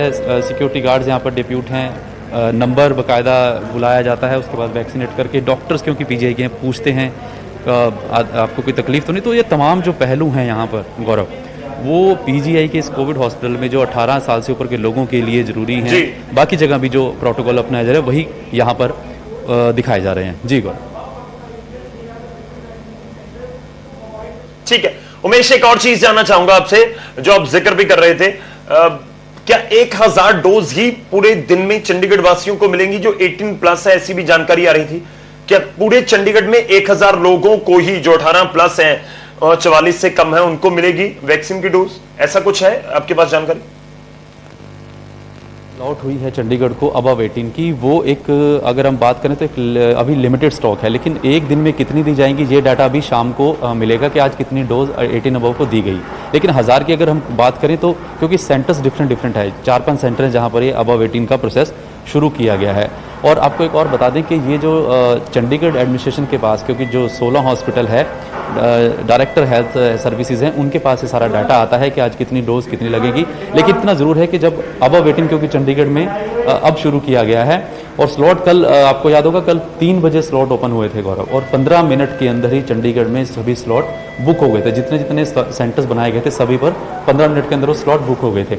यहाँ की बात करूँ तो 100 लोगों को आज वैक्सीनेट किया जाएगा। तो आप सोचिए कि एक वाइल में 10 को लग सकता है, तो यहाँ पर 100 लोगों को यहीं किया जाएगा। तो शाम को जो डाटा आएगा सेंटर का तब हम अपने दर्शकों को बता देंगे कि इतनी डोज आज 18 अबव लोगों को लगी है। जी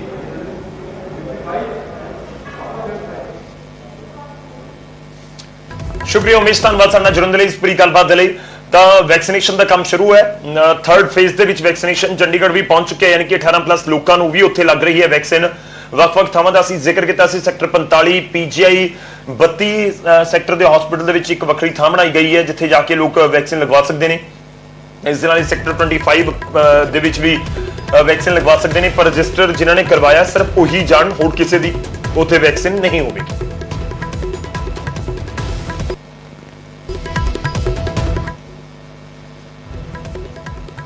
ਹੁਣ ਅੱਗੇ ਵਧਦੇ ਅਗਲੀ ਖਬਰ ਦਾ ਰੁਖ ਕਰਦੇ ਹਾਂ। ਅਗਲੀ ਖਬਰ ਕਿਸਾਨ ਅੰਦੋਲਨ ਦੇ ਨਾਲ ਜੁੜੀ ਹੋਈ ਹੈ।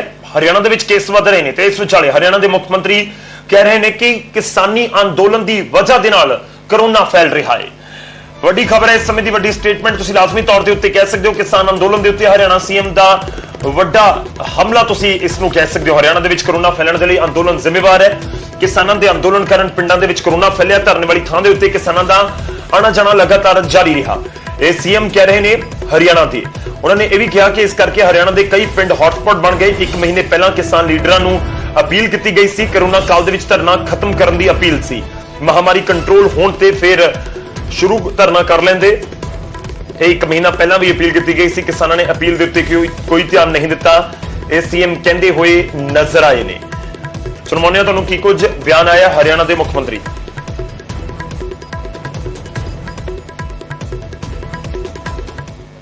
बड़ा एक सरकार के साथ विरोध का एक वातावरण बनाए हुए थे, उनसे मैंने पिछले 1 महीना पहले अपील की थी कि कम से कम इस आंदोलन के माध्यम से ये जो बीमारी आगे घातक बीमारी है इसका फैलाव ना हो। एक बार धरने समाप्त करने चाहिए। कोरोना समाप्ति के बाद फिर उनको धरने लगाने होंगे तो कोई नहीं रोकने वाला है। लेकिन वही चीज़ आज हमको सामने आई है कि उन धरनों के कारण से ये जो फैलाव हुआ है, बहुत जगह पर, बहुत गाँव में तो हॉटस्पॉट बने इसी कारण से कि वहाँ के लोग लगातार धरनों में आ रहे हैं, जा रहे हैं। इसके कारण से ये कठिनाई आई है। तो इसमें अभी भी ये सब नेता उस विषय को समझें, जो ये बार बार रट लगाते हैं कि हम इंजेक्शन तो लगवा लेंगे लेकिन हम टेस्ट नहीं करवाएंगे। टेस्ट नहीं करवाएंगे तो पता ही नहीं लगता कौन व्यक्ति कोरोना से प्रभावित हो चुका है, कौन नहीं हो चुका है। तो टेस्टिंग भी कराने के लिए और वो लोग आगे आएं।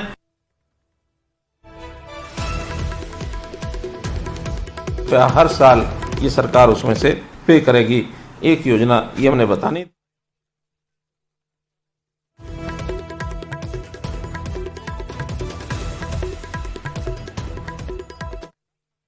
ਟੈਸਟਿੰਗ ਨਹੀਂ ਹੁੰਦੀ ਤਾਂ ਪਤਾ ਨਹੀਂ ਲੱਗਦਾ ਕਿ ਕਰੋਨਾ ਹੈ ਕਿ ਨਹੀਂ ਹੈ।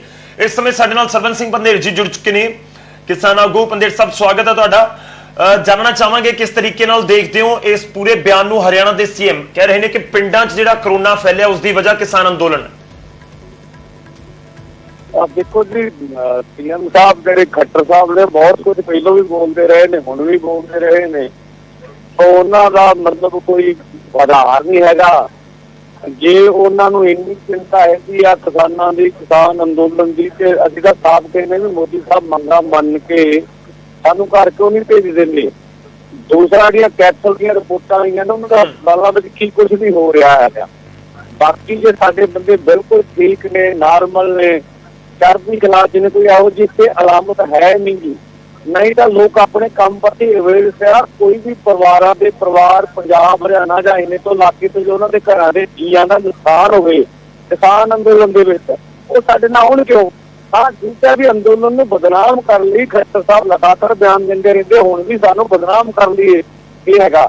ਤੇ ਕਰੋਨਾ ਨਾਲ ਭਾਰਤੀ ਸਰਕਾਰ ਦੇ ਖੱਟਰ ਸਾਹਿਬ ਆਪ ਨਿਪਟ ਤਾਂ ਸਕੇ ਨਹੀਂ ਜੀ। ਬਹੁਤ ਸਾਰੀਆਂ ਨਾਕਾਮਯਾਬੀਆਂ ਉਹਨਾਂ ਦੀਆਂ, ਉਹ ਸਾਰਾ ਉਹਨਾਂ ਆਪਣੀ ਨਾਕਾਮਯਾਬੀ ਨੂੰ ਕਿਸਾਨ ਅੰਦੋਲਨ ਤੇ ਭਰਨਾ ਚਾਹੁੰਦੇ। ਇਹ ਵਾਜਬ ਨਹੀਂ ਲੱਗਦਾ ਸਾਨੂੰ।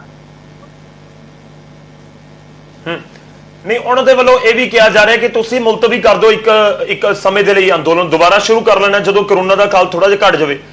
ਸੀਐਮ ਨੇ ਇਹ ਵੀ ਬਿਆਨ ਦਿੱਤਾ ਕਿ ਅਸੀਂ ਤਾਂ 1 ਮਹੀਨੇ ਪਹਿਲਾਂ ਤੁਹਾਨੂੰ ਕਿਹਾ ਸੀ ਕਿਸਾਨ ਅੰਦੋਲਨ ਨੂੰ ਮੁਲਤਵੀ ਕਰਨ ਦੀ ਅਪੀਲ ਕੀਤੀ ਸੀ, ਪਰ ਕੋਈ ਧਿਆਨ ਨਹੀਂ ਦਿੱਤਾ ਗਿਆ ਸਾਡੀ ਅਪੀਲ ਦੇ ਵੱਲ, ਤੇ ਦੇਖੋ ਅੱਜ ਖਾਮਿਆਜ਼ਾ ਭੁਗਤਣਾ ਪੈ ਰਿਹਾ ਹੈ।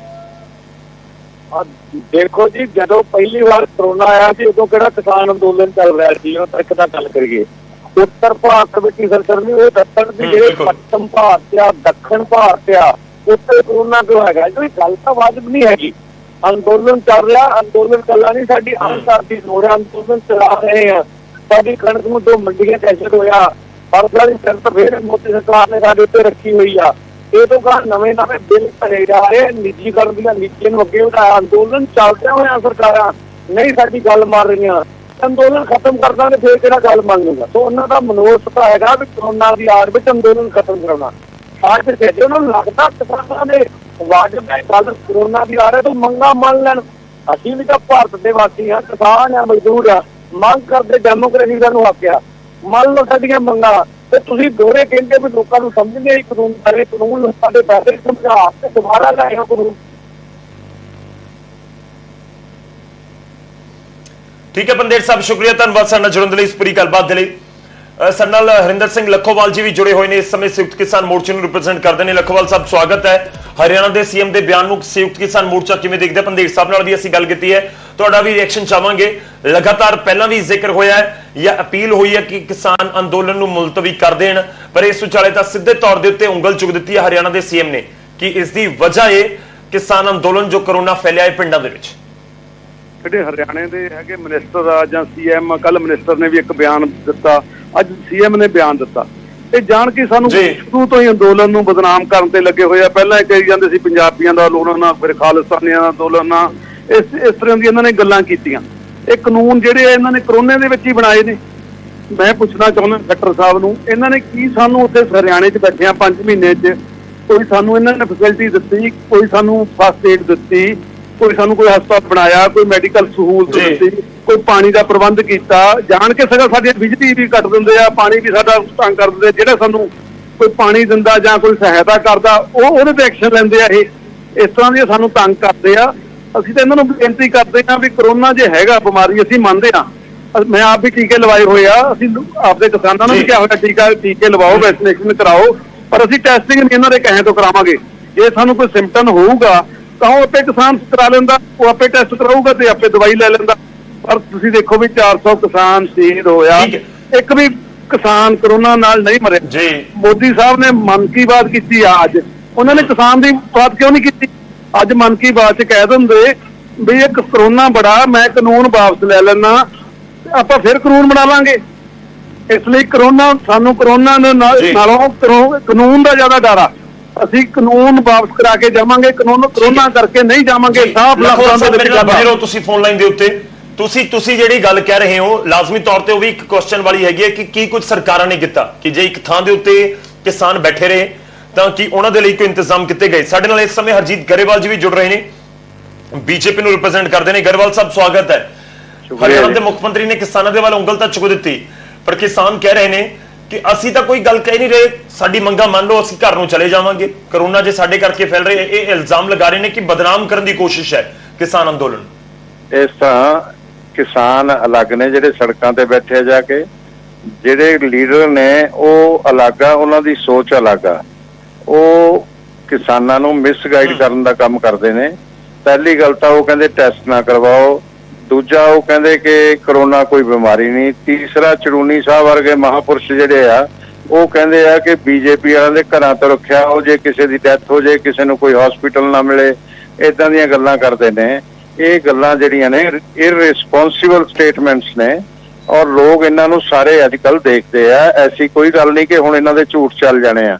ਇਹਨਾਂ ਨੇ ਸਰਕਾਰ ਦੇ ਖਿਲਾਫ ਬਹੁਤ ਝੂਠ ਬੋਲਿਆ, ਵਿਵਸਥਾ ਦੇ ਖਿਲਾਫ ਬਹੁਤ ਝੂਠ ਬੋਲਿਆ। ਕਿਸਾਨਾਂ ਦੀਆਂ ਡਿਮਾਂਡਸ ਅਲੱਗ ਨੇ। ਮੈਂ ਮੰਨਦਾ ਕਿ ਜਿਹੜੇ ਕਿਸਾਨ ਸੜਕਾਂ ਤੇ ਬੈਠੇ ਆ ਉਹ ਚਲੋ ਠੀਕ ਆ, ਆਪਾਂ ਉਸ ਇਸ਼ੂ ਤੇ ਬਹੁਤ ਵਾਰੀ ਦੇਖੋ। ਕਿਸਾਨ ਲੱਖੋਵਾਲ ਸਾਹਿਬ ਸਾਡੇ ਨਾਲ ਨੇ, ਉਹ ਇਸ ਦਾ ਜ਼ਿਕਰ ਕਰਕੇ ਕਹਿੰਦੇ 400 ਤੋਂ ਵੱਧ ਕਿਸਾਨਾਂ ਦੀ ਮੌਤ ਹੋਈ ਹੈ ਬਾਰਡਰਾਂ ਦੇ ਉੱਤੇ, ਇੱਕ ਕਿਸਾਨ ਦੀ ਮੌਤ ਕਰੋਨਾ ਦੀ ਵਜ੍ਹਾ ਦੇ ਨਾਲ ਨਹੀਂ ਹੋਈ। ਤੁਸੀਂ ਕਿਉਂ ਉਂਗਲਾਂ ਚੁੱਕਦੇ ਹੋ ਵਾਰ-ਵਾਰ ਸਾਡੇ ਉੱਤੇ? ਇਹ ਤਾਂ ਇਹ ਕਹਿੰਦੇ ਆ ਨਾ, ਜਦੋਂ ਟੈਸਟ ਨਹੀਂ ਕਰਨ ਦਿੰਦੇ ਉਹਦਾ ਕੀ ਸਬੂਤ ਆ? ਇਹ ਗੱਲ ਨਹੀਂ ਹੈ। ਇਹ ਇਹਨਾਂ ਦੀ ਗਾਰੰਟੀ ਇਹਨਾਂ ਦੇ ਕੋਲ ਆ। ਬਾਕੀ ਜਿਨ੍ਹਾਂ ਦੀ ਵੀ ਮੌਤ ਹੋਈ ਹੈ, ਸਾਨੂੰ ਅਫਸੋਸ ਆ, ਨਹੀਂ ਹੋਣੀ ਚਾਹੀਦੀ। ਪਰ ਇਹ ਜਿਹੜਾ ਬਹੁਤ ਸਾਰੀਆਂ ਗਲਤੀਆਂ ਇਹ ਲੀਡਰਾਂ ਦੀਆਂ ਨੇ, ਜਿਹਦੀ ਵਜ੍ਹਾ ਕਰਕੇ ਅੰਦੋਲਨ ਲੰਬਾ ਹੋ ਰਿਹਾ। ਬਹੁਤ ਸਾਰੀਆਂ ਗਲਤੀਆਂ ਇਹ ਸਾਰਿਆਂ ਦੀ ਨਹੀਂ, ਇਹ 5-7 ਐਸੇ ਲੀਡਰ ਨੇ ਜਿਹੜੇ ਇਸ ਅੰਦੋਲਨ ਨੂੰ 2024 ਤੱਕ ਲੈ ਕੇ ਜਾਣਾ ਚਾਹੁੰਦੇ ਨੇ। ਉਹ ਨਹੀਂ ਚਾਹੁੰਦੇ ਕਿ ਅੰਦੋਲਨ ਦੇ ਵਿੱਚ ਕੋਈ ਐਸੀ ਗੱਲ ਆ ਜਾਏ ਕਿ ਜਿਹੜਾ ਕਰੋਨਾ ਦੀ ਵਜ੍ਹਾ ਕਰਕੇ ਆ ਜਾਏ ਜਾਂ ਕੋਈ ਹੋਰ ਆ ਜਾਏ। ਅੰਦੋਲਨ ਚੱਲਣਾ ਚਾਹੀਦਾ, ਕਿਸਾਨ ਪ੍ਰਭੂ ਚਰਨਾਂ 'ਚ ਜਾ ਕੇ ਵਿਰਾਜਦੇ ਰਹਿਣ। ਇਹਨਾਂ ਦੀ ਲੀਡਰੀ ਕਾਇਮ ਰਹਿਣੀ ਚਾਹੀਦੀ ਆ। ਇਸ ਕਰਕੇ ਇਹਨਾਂ ਨੂੰ ਸਿੱਧੇ ਰਾਹ ਤੇ ਆ ਕੇ ਸਿੱਧੀ ਗੱਲ ਕਰਨੀ ਚਾਹੀਦੀ ਹੈ। ਸਰਕਾਰ ਇਹਨਾਂ ਦੀਆਂ ਸਾਰੀਆਂ ਗੱਲਾਂ ਮੰਨਣ ਨੂੰ ਤਿਆਰ ਆ, ਪਰ ਜੇ ਸਰਕਾਰ ਨੇ ਇਹ ਕਹਿਤਾ ਬਈ ਕਾਨੂੰਨ ਤਾਂ ਰੱਦ ਨਹੀਂ ਹੋਣੇ, ਬਾਕੀ ਤੁਸੀਂ ਜੋ ਕਰਾਉਣਾ ਚਾਹੁੰਦੇ ਹੋ ਤੁਹਾਡਾ ਕਰ ਦਿੰਨੇ ਆ ਜਾਓ, ਤੇ ਉਸ ਤੋਂ ਬਾਅਦ ਵੀ ਇਹ ਐਕਸੈਪਟੇਬਲ ਪ੍ਰਪੋਜ਼ਲ ਨਹੀਂ ਦਿੰਦੇ। 10 ਵਾਰ ਮੰਗ ਲਈ ਇਹਨਾਂ ਕੋਲੋਂ ਸਾਡੇ ਸੀਨੀਅਰ ਮਿਨਿਸਟਰਸ ਨੇ, ਔਰ ਉਸ ਤੋਂ ਬਾਅਦ ਇਹ ਗੱਲ ਕਰਨ ਲਈ ਤਿਆਰ ਨਹੀਂ। ਕਹਿੰਦੇ ਆ ਸਰਕਾਰ ਨਹੀਂ ਗੱਲ ਕਰਦੀ, ਔਰ ਐਗਰੀਕਲਚਰ ਮਿਨਿਸਟਰ ਤਿਆਰ ਬੈਠੇ ਆ। ਉਹਨਾਂ ਨੇ 10 ਵਾਰ ਕਹਿਤਾ ਕਿ ਕਿਸਾਨ ਜਦੋਂ ਮਰਜ਼ੀ ਗੱਲ ਕਰ ਲੈਣ, ਕੋਈ ਦਿੱਕਤ ਨਹੀਂ ਹੈ। ਇਸ ਕਰਕੇ ਇਹ ਕੋਵਿਡ ਦਾ ਟਾਈਮ ਆ, ਇਹਦੇ 'ਚ ਸਹਿਯੋਗ ਕਰਨਾ ਚਾਹੀਦਾ ਇਹਨਾਂ ਨੂੰ। ਆ ਜਿਹੜਾ ਪਿੰਡਾਂ 'ਚ ਕਰੋਨਾ ਜਾ ਰਿਹਾ, ਮੇਰਾ ਪਿੰਡ ਹੀ ਧਨੌਲਾ ਜੀ, ਉੱਥੇ ਬਾਰਡਰ ਤੋਂ ਗਏ ਆ 30 ਦੇ ਕਰੀਬ ਕਿਸਾਨ ਜਿਹੜੇ ਆ, ਉਹਨਾਂ ਨੂੰ ਕਰੋਨਾ ਨਿਕਲਿਆ, ਔਰ ਉਸ ਤੋਂ ਬਾਅਦ 60 ਲੋਕਾਂ ਨੂੰ ਹੋਰ ਹੋ ਗਿਆ ਉੱਥੇ ਉਹਨਾਂ ਦੀ ਵਜ੍ਹਾ ਕਰਕੇ, ਤੇ ਉਹ ਹੁਣ ਇਲਾਜ ਕਰਵਾ ਹੀ ਰਹੇ ਆ ਨਾ। ਤੇ ਜੇ ਕਿਸੇ ਦੀ ਜਾਨ ਚਲੀ ਜਾਵੇ, ਕੌਣ ਜ਼ਿੰਮੇਦਾਰ ਆ ਉਸਦਾ? ਕਿਉਂ ਇਦਾਂ ਹੋਵੇ? ਕਿਉਂ ਇਹ ਬਿਮਾਰੀ ਪਿੰਡਾਂ 'ਚ? ਠੀਕ ਹੈ, ਆਪਾਂ ਜਵਾਬ ਲੈ ਲਈਏ ਇੱਕ ਵਾਰੀ। ਨਹੀਂ, ਜ਼ਰੂਰੀ ਹੈ, ਬਹੁਤ ਸੀਰੀਅਸ ਇਸ਼ੂ ਹੈ। ਗਰੇਵਾਲ ਸਾਹਿਬ, ਲੱਖੋਵਾਲ ਜੀ, ਜੇਕਰ ਆਵਾਜ਼ ਪਹੁੰਚ ਰਹੀ ਹੋਵੇ, ਦੋ ਚੀਜ਼ਾਂ ਨੇ। ਇੱਕ ਤਾਂ ਕਹਿ ਰਹੇ ਕਿ ਜਿਹੜੇ ਉੱਥੋਂ ਲੋਕ ਆਏ ਉਹ ਆਪਣੇ ਪਿੰਡ ਦਾ ਗਰੇਵਾਲ ਸਾਹਿਬ ਜ਼ਿਕਰ ਕਰ ਰਹੇ ਨੇ, ਤੇ ਦੂਜਾ ਜਿਹੜੇ 400 ਕਿਸਾਨਾਂ ਦੀ ਜਾਨ ਗਈ, ਬੀਜੇਪੀ ਦੇ ਆਗੂ ਕਹਿ ਰਹੇ ਨੇ ਕਿ ਤੁਸੀਂ ਕਿਵੇਂ ਤੈਅ ਕਰ ਲਿਆ ਕਿ ਉਹ ਕਰੋਨਾ ਉਹਨਾਂ ਨੂੰ ਨਹੀਂ ਸੀ? ਹੋ ਸਕਦਾ ਕਈਆਂ ਨੂੰ ਹੋਵੇ। ਅਸੀਂ ਉਹਨਾਂ ਦਾ ਬਕਾਇਦਾ ਮੈਡੀਕਲ ਹੋਇਆ, ਪੋਸਟਮਾਰਟਮ ਹੋਇਆ, ਪੋਸਟਮਾਰਟਮ ਦੇ ਵਿੱਚ ਆ ਜਾਂਦਾ ਜੇ ਕਰੋਨਾ ਹੋਇਆ ਹੋਵੇ। ਗਰੇਵਾਲ ਝੂਠ ਬੋਲਦਾ, ਹਮੇਸ਼ਾ ਗੁੰਮਰਾਹ ਕਰਦਾ, ਕਹਿੰਦੇ ਲੀਡਰਲੈਸ ਕੌਮ ਆ। ਇਹ ਲੀਡਰ ਬਣ ਜਾਵੇ, ਇਹ ਵੀ ਕਿਸਾਨ ਆ, ਇਹਨੂੰ ਤਾਂ ਕੋਈ ਪਿੰਡ 'ਚ ਨਹੀਂ ਪੜਨ ਦਿੰਦਾ, ਇਹਨੂੰ ਸ਼ਹਿਰ 'ਚ ਕਿਸੇ ਨੇ ਕੀ ਪੜਨ ਦੇਣਾ। ਇਸ ਲਈ ਝੂਠੇ ਗੱਲਾਂ ਨਾ ਕਰੇ। ਇਹੋ ਜਿਹੀਆਂ ਗੱਲਾਂ ਅੱਗੇ ਵੀ ਇਹਨਾਂ ਨੇ ਲੋਕਾਂ ਨੂੰ ਗੁੰਮਰਾਹ ਕਰਾ ਕੇ ਇਹੋ ਜਿਹਾ ਕੁਝ ਕਰਵਾਇਆ। ਲੋਕ ਤੇਜਸ ਹੋ ਜਾਂਦੇ ਆ, ਕਿਸਾਨ ਫਿਰ ਤੇਜਸ ਹੋ ਜਾਂਦੇ ਆ। ਇਸ ਜੀ ਪਾਰਟੀ ਦੇ ਵਿੱਚ ਨਹੀਂ ਕਰਦੇ, ਫਿਰ ਕਹਿੰਦੇ ਅਸੀਂ ਫਸ ਰਹੇ ਹਾਂ ਮੀਟਿੰਗਾਂ ਤੇ। ਸਾਨੂੰ ਕੋਈ ਮੀਟਿੰਗ ਦਾ ਸੱਦਾ ਨਹੀਂ, ਅਸੀਂ ਮੀਟਿੰਗ ਕਰਨ ਲਈ ਤਿਆਰ ਹਾਂ। ਜਦ ਮਰਜ਼ੀ ਸਾਨੂੰ ਮੀਟਿੰਗ ਦੇ ਸੱਦ ਲੈਣ, ਅਸੀਂ 35 ਕਿਲੋਮੀਟਰ ਦੂਰ ਬੈਠੇ ਹਾਂ। ਤੇ ਕਿਸਾਨੀ ਲਈ ਅਸੀਂ ਬੈਠੇ ਹਾਂ, ਉਹਨਾਂ ਚਿਰ ਬੈਠੇ ਰੱਖੇ ਜ਼ੋਰ ਲਾ ਲਵੇ ਜਿੰਨਾ ਚਿਰ ਵਾਪਸ ਨਹੀਂ ਹੁੰਦੇ ਕਾਨੂੰਨ। ਪਹਿਲੀ ਗੱਲ ਤਾਂ ਲੱਖੋਵਾਲ ਨਹੀਂ, ਪਰ ਲੱਖੋਵਾਲ ਸਾਹਿਬ ਸਵਾਲ ਉਹੀ ਕਰ ਰਹੇ ਨੇ ਕਿ ਕਾਨੂੰਨ ਰੱਦ ਕਰਨ ਦੇ ਉੱਤੇ ਅੜੇ ਹੋਏ ਨੇ। ਇੱਕ ਮਿੰਟ ਗਰੇਵਾਲ ਸਾਹਿਬ ਕੁਝ ਕਹਿਣਾ ਚਾਹੁੰਦੇ। ਹੁਣ ਠੀਕ ਹੈ ਲਖੋਵਾਲ ਸਾਹਿਬ ਤੁਹਾਡੇ ਕੋਲ ਆਇਆ ਗਰੇਵਾਲ ਸਾਹਿਬ ਕੁਝ ਕਹਿਣਾ ਚਾਹ ਰਹੇ ਹੋ ਕਰੋਨਾ 'ਚ ਟੈਸਟਿੰਗ ਨਹੀਂ ਕਰਾਵਾਂਗੇ ਚੁੱਪ ਕਰਵਾਓ ਸਾਡੀ ਵੀ ਗੱਲ ਆਪਾਂ ਜਵਾਬ ਲੈ ਲਈਏ ਇੱਕ ਸੈਕਿੰਡ ਲਖੋਵਾਲ ਸਾਹਿਬ ਗਰੇਵਾਲ ਜੀ ਕੁਝ ਕਹਿਣਾ ਚਾਹ ਰਹੇ ਸੁਣ ਲਓ ਇਹਨਾਂ ਦਾ ਜਿਹੜਾ ਐਟੀਟਿਊਡ ਆ ਉਹ ਡਿਕਟੇਟੋਰੀਅਲ ਆ ਉਹ ਇਹ ਡਿਕਟੇਟਰਸ਼ਿਪ ਚਲਾਉਂਦੇ ਆ ਇਹ ਸਮਝਦੇ ਆ ਕਿ ਇਹਨਾਂ ਕੋਲੋਂ ਲੋਕ ਡਰਦੇ ਆ ਲਖੋਵਾਲ ਸਾਹਿਬ ਮੈਂ ਪਿੰਡਾਂ 'ਚ ਵੀ ਜਾਊਂ ਸਭ ਜਗ੍ਹਾ ਜਾਊਂ ਜਿੱਥੇ ਆਉਣਾ ਉਹ ਰੋਕ ਲਿਓ ਪਿੰਡ ਚੱਲ ਆਪਦੇ ਪਿੰਡ ਦੇ ਮੇਰੀ ਅਰੇ ਮੇਰੀ ਜ਼ਮੀਨ ਉਹ ਗੱਲ ਸੁਣ ਉਹ ਗੱਲ ਸੁਣ ਮੈਨੂੰ ਉਹ ਗੱਲ ਸੁਣ ਮੇਰੀ ਦੇਖੋ ਹੈ ਕੀ ਬੋਲੀ ਜਾਂਦਾ ਗੱਲ ਸੁਣੋ ਤੂੰ ਵੀ ਗੱਲਾਂ ਨਾ ਮਾਰ ਤੂੰ ਕੋਈ ਬਹੁਤ ਬੜਾ ਬਦਮਾਸ਼ ਨਹੀਂ ਹੈ ਲੋਕਾਂ ਤੱਕ ਗੱਲ ਪਹੁੰਚ ਜਾਵੇ ਥੋੜਾ ਜਿਹਾ ਮਰਿਆਦਾ ਦਾ ਧਿਆਨ ਰੱਖੀਏ ਇਹ ਬਦਮਾਸ਼ੀ ਕਰਦੇ ਆ ਇਹ ਬਦਮਾਸ਼ ਨੇ ਇਹ ਗੁੰਡੇ ਨੇ ਗੁੰਮਰਾਹ ਕਰਦਾ ਇਹ ਬੰਦਾ ਇਹਦੇ ਕੋਲੋਂ ਕੁਝ ਸੁਧਾਰ ਲੈ ਲਿਆ ਇਹਦਾ ਕੁਝ ਮੈਂ ਕਰ ਦੇਣਾ ਪਿੰਡ 'ਚ ਵੜ ਕੇ ਫਾਲਤੂ ਬੋਲਦਾ ਪਿੰਡ 'ਚ ਵੜ ਕੇ ਬੰਦਾ ਚੱਲ ਪਿੰਡ 'ਚ ਕੀ ਗੱਲਾਂ ਭਾਸ਼ਾ ਇਹਨਾਂ ਦੀ ਕੀ ਆ ਗੌਰਵ ਜੀ ਮੈਂ ਕਹਿੰਦਾ ਕਿ ਇਹੋ ਜਿਹੇ ਲੋਕਾਂ ਨਾਲ ਮੈਨੂੰ ਨਾ ਬੁਲਾਇਆ ਕਰੋ ਇਹਨਾਂ ਨੂੰ ਬੋਲਣ ਦੀ ਅਕਲ ਦਿਓ ਪਹਿਲਾਂ ਵੀ ਕਿਸੇ ਨਾਲ ਗੱਲ ਕਿੱਦਾਂ ਕਰੀਏ ਗਰੇਵਾਲ ਸਾਹਿਬ ਦੇਖੋ ਅਸੀਂ ਕੋਸ਼ਿਸ਼ ਕਰਦੇ ਹਾਂ ਕਿ ਆਪਾਂ ਤਰਕ ਦੇ ਨਾਲ ਗੱਲ ਕਰ ਸਕੀਏ ਮੈਂ ਕੋਈ ਭਾਸ਼ਾ ਇਹਨੂੰ ਗਲਤ ਨਹੀਂ ਬੋਲੀ ਆ ਲਖੋਵਾਲ ਨੂੰ ਮੈਂ ਚੈਲੰਜ ਕਰਦਾ ਮੈਂ ਇਹਦੇ ਪਿੰਡ ਆਉਂਗਾ ਇਹ ਕਰੇ ਜੋ ਕਰਤਾ ਇੰਨਾ ਗੁੰਡਾ ਦਾ ਇਹ ਗੱਲਾਂ ਮਾਰਦਾ ਅੱਜ ਕਿਸਾਨਾਂ ਦੇ ਉਲਟ ਬੋਲਦਾ ਇਹ ਬਦਮਾਸ਼ੀ ਕਰਦਾ ਕਿਸਾਨਾਂ ਦੇ ਉਲਟ ਮੈਂ ਆਪਦੀ ਪਾਰਟੀ ਦੀ ਗੱਲ ਕਰਨੀ ਹੈ ਬਹੁਤ ਇਤਰਾਜ਼ ਜਤਾਉਂਦੇ ਨੇ ਕਿਸਾਨ ਕਿ ਤੁਸੀਂ ਕਿਸਾਨਾਂ ਦੇ ਖਿਲਾਫ ਬੋਲਦੇ ਬੀਜੇਪੀ ਦੀ ਗੱਲ ਕਰਨੀ ਹੈ ਠੋਕ ਕੇ ਕਰੂੰਗਾ ਕੁੱਟ ਵੀ ਖਾਏਗਾ ਤੂੰ ਰੋਕ ਲਈ ਮੈਨੂੰ ਆ ਜਾ ਫਿਰ ਤੂੰ ਆ ਜਾ ਜਿੱਥੇ ਆ ਜਾ ਮਰਜ਼ੀ ਲਖੋਵਾਲ ਓਏ ਆ ਜਾ ਯਾਰ ਮੈਂ ਇੱਥੇ ਐਸ ਵੇਲੇ ਚੰਡੀਗੜ੍ਹ ਤੂੰ ਆ ਜਾ ਹੁਣ ਬੋਲ ਲੈਣ ਦਿਓ ਹੁਣ ਤੁਸੀਂ ਆਪਣੀ ਗੱਲ ਰੱਖੀ ਲਖੋਵਾਲ ਜੀ ਨੂੰ ਬੋਲ ਲੈਣ ਦਿਓ ਲਖੋਵਾਲ ਸਾਹਿਬ ਹਾਂਜੀ ਇਹ ਭੜਕਾਉਂਦੇ ਤੁਸੀਂ ਇਹ ਕੁਝ ਕਹਿਣਾ ਚਾਹ ਰਹੇ ਸੀ ਆਪਣੀ ਗੱਲ ਰੱਖ ਸਕਦੇ ਹੋ ਇਹ ਲੋਕਾਂ ਨੂੰ ਕਿਸਾਨ ਨੂੰ ਪੜਾਉਂਦੇ ਆ ਇਹਨਾਂ ਨੂੰ ਭੜਕਾਉਣਾ ਨਹੀਂ ਚਾਹੀਦਾ ਆਪਦੀ ਜ਼ੁਬਾਨ ਜਿਹੜੀ ਬਿਮਾਰੀ ਹੈਗੀ ਆ ਜਾਂ ਸਾਡੇ ਕਾਨੂੰਨਾਂ ਲਈ ਅਸੀਂ ਲੜ ਰਹੇ ਆ ਸਾਡੇ ਲੀਡਰਾਂ ਨੂੰ ਮਾੜਾ ਨਾ ਕਹਿਣ ਸਾਡੇ ਕਿਸਾਨਾਂ ਨੂੰ ਮਾੜਾ ਨਾ ਕਹਿਣ ਸਾਨੂੰ ਬਰਦਾਸ਼ਤ ਨਹੀਂ ਹੋਊਗਾ ਅੱਗੇ ਵੀ ਬਰਦਾਸ਼ਤ ਤੋਂ ਬਾਹਰ ਅੱਗੇ ਇਹਨਾਂ ਨੇ ਕੁੱਟ ਖਾਧੀ ਆ ਮਲੋੜ ਦੇ ਵਿੱਚ ਅਸੀਂ ਗੱਲਾਂ ਇਹ ਕਰਨ ਨਹੀਂ ਕਰਦੇ ਆ ਦੇਖੋ ਐਮਐਲਏ ਦੀ ਗੱਲ ਨੂੰ ਗਲੋਰੀਫਾਈ ਕਰਦਾ ਏ ਇਹਦੇ ਤੇ ਮੁਕੱਦਮਾ ਦਰਜ ਹੋ ਜਾਣਾ ਕੁੱਟ ਖਾਧੀ ਹੈ 307 ਲੱਗੀ ਹੋਈ ਆ ਮੇਰੇ ਤੇ ਹੋਰ ਕੀ ਲਾ ਲੇਗਾ ਤੂੰ ਓਏ ਹੋਰ ਵੀ ਲੱਗੂਗੀ ਚਿੰਤਾ ਨਾ ਕਰ ਲਾਲਾ ਜਿਹੜੀਆਂ ਲਾਉਣਾ ਤੂੰ ਅਸੀਂ ਮੈਂ ਤੈਨੂੰ ਟੱਕਰੂਗਾ ਲਖੋਵਾਲ ਟੱਕਰੂਗਾ ਆ ਜਾ ਬਾਹਰ ਨਿਕਲ ਓਏ ਆ ਜਾ ਤੂੰ ਆ ਜਾ ਪਿੰਡ ਵੜ ਕੇ ਦਿਖਾ ਦੇ ਉਹ ਤੂੰ ਪਿੰਡ ਤੋਂ ਕਿੱਥੋਂ ਰੋਕ ਲੇਗਾ ਯਾਰ ਤੇਰੇ ਅੱਗੇ 20 ਤੋਏ ਫਿਰਦੇ ਆ ਕੋਈ ਗੱਲ ਨਹੀਂ ਦੇਖਦੇ ਆ ਐਡਾ ਵੱਡਾ ਗੁੰਡਾ ਨਹੀਂ ਹੈ ਤੂੰ ਤੇ ਗੁੰਡੇ ਨਹੀਂ ਲੋਕ ਰੋਕਣਗੇ ਮੈਂ ਨਹੀਂ ਰੋਕੂਗਾ ਉਹ ਤੂੰ ਗੁੰਡਾ ਨਹੀਂ ਹੈ ਤੁਸੀਂ ਲੋਕਾਂ ਨੂੰ ਭੜਕਾਉਂਦੇ ਹੋ ਗਲਤ ਦਿਸ਼ਾ ਦਿੰਦੇ ਹੋ ਬਦਮਾਸ਼ ਹੋ ਤੇਰੇ ਭਰਾ ਕੁੱਟਣਗੇ ਤੈਨੂੰ ਮੇਰੇ ਭਰਾ ਨਹੀਂ ਮੈਨੂੰ ਕੁੱਟਦੇ ਦੇਖ ਲਈ ਦਿਖਾ ਪਿੰਡ ਜਾ ਕੇ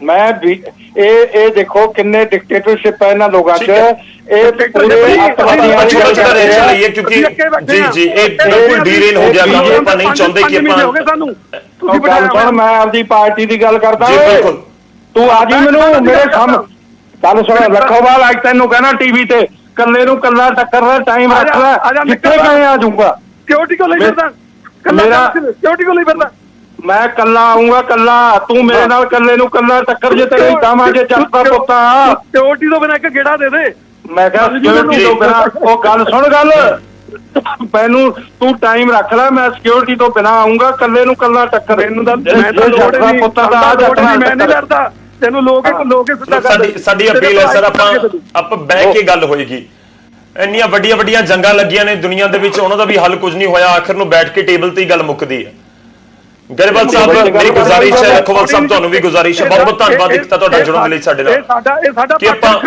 ਇਹ ਸਾਡੇ ਪੰਜਾਬੀ ਭਰਾ ਨੇ ਸਾਡੇ ਨਾਲ ਖੜਨੇ ਅਸੀਂ ਕੀ ਗੁੰਡਾਗਰਦੀ ਨਾਲ ਪੱਖ ਰੱਖਾਂਗੇ ਗੁੰਡਾਗਰਦੀ ਨਾਲ ਪੱਖ ਰੱਖਿਆ ਜਾਂਦਾ ਕਿੰਨੇ ਮਹੀਨੇ ਹੋ ਗਏ ਗੁੰਡਾਗਰਦੀ ਨਾਲ ਪੱਖ ਰੱਖਿਆ ਜਾਂਦਾ ਤੁਸੀਂ ਕਿੰਨੇ ਮਹੀਨੇ ਹੋ ਗਏ ਮੈਂ ਤੁਹਾਡੇ ਬੜੇ ਮੈਂ ਕਿਹਾ ਗੁੰਡਾਗਰਦੀ ਨਾਲ ਪੱਖ ਰੱਖਿਆ ਜਾਂਦਾ ਐਵੇਂ ਹੀ ਹੁੰਦਾ ਗੁੰਡਾਗਰਦੀ ਨਾਲ ਨਹੀਂ ਪੱਖ ਰੱਖਿਆ ਜਾਣਾ ਕੋਈ ਗੁੰਡਾਗਰਦੀ ਨਹੀਂ ਬੜੀ ਅਸੀਂ ਗੁੰਡਾਗਰਦੀ ਹੈ ਤੇਰੀ ਜਿਹੜੇ ਤੂੰ ਪਹਿਲਾਂ ਨਿਕਲ ਤੂੰ ਐ ਕਰ ਨਹੀਂ ਫਿਰ ਚਲੋ ਮੈਂ ਮਾਫੀ ਚਾਹੁੰਦਾ ਕਿ ਆਪਾਂ ਜਿਹੜੀ ਗੱਲ ਨੂੰ ਲੈ ਕੇ ਗੱਲਬਾਤ ਕਰਨਾ ਚਾਹੁੰਦੇ ਸੀ ਉਸ ਤੋਂ ਬਿਲਕੁਲ ਡੀਰੇਲ ਹੋ ਗਿਆ ਮਾਫੀ ਚਾਹੂੰਗਾ ਗਰੇਵਾਲ ਸਾਹਿਬ ਤੇ ਲਖੋਵਾਲ ਜੀ ਮੈਂ ਵਿਚਾਲੇ ਰੋਕ ਰਿਹਾ ਬਹੁਤ ਬਹੁਤ ਧੰਨਵਾਦ ਦੋਵੇਂ ਮਹਿਮਾਨਾਂ ਦਾ ਸਾਡੇ ਨਾਲ ਜੁੜਨ ਦੇ ਲਈ ਫੋਨ ਦੇ ਉੱਤੇ ਜੁੜੇ ਸੀ ਸਾਡੀ ਕੋਸ਼ਿਸ਼ ਇਹ ਹੁੰਦੀ ਹੈ ਕਿ ਅਸੀਂ ਆਗੂਆਂ ਨੂੰ ਜੋੜੀਏ ਤਾਂ ਕਿ ਉਹ ਰਿਪਰੈਜ਼ੈਂਟ ਕਰਦੇ ਨੇ ਉਹ ਬੀਜੇਪੀ ਨੂੰ ਰਿਪਰੈਜ਼ੈਂਟ ਕਰਨ ਵਾਲੇ ਨੇ ਇੱਕ ਪਾਸੇ ਕਿਸਾਨਾਂ ਨੂੰ ਰਿਪਰੈਜ਼ੈਂਟ ਕਰਨ ਵਾਲੇ ਨੇ ਇੱਕ ਸਟੇਜ ਅਸੀਂ ਮੁਹੱਈਆ ਕਰਵਾਉਂਦੇ ਹਾਂ ਤਾਂ ਕਿ ਉਹ ਆਪਸ ਦੇ ਵਿੱਚ ਗੱਲਬਾਤ ਕਰਕੇ ਗੱਲ ਆਪਣੀ ਰੱਖ ਸਕਣ ਆਪਣੇ ਜਿਹੜੇ ਉਹਨਾਂ ਦੀ ਨੁਮਾਇੰਦੇ ਨੇ ਉਹਨਾਂ ਤੱਕ ਗੱਲ ਪਹੁੰਚ ਸਕੇ ਦੂਜਾ ਸਰਕਾਰਾਂ ਤੱਕ ਗੱਲ ਪਹੁੰਚ ਸਕੇ ਪਰ ਉਮੀਦ ਕਰਦੇ ਹਾਂ ਕਿ ਕਰੋਨਾ ਦੇ ਇਸ ਕਾਲ ਦੇ ਵਿੱਚ ਜ਼ਰੂਰ ਤੇ ਜਲਦੀ ਇਸ ਮੁੱਦੇ ਦਾ ਵੀ ਹੱਲ ਹੋਵੇ।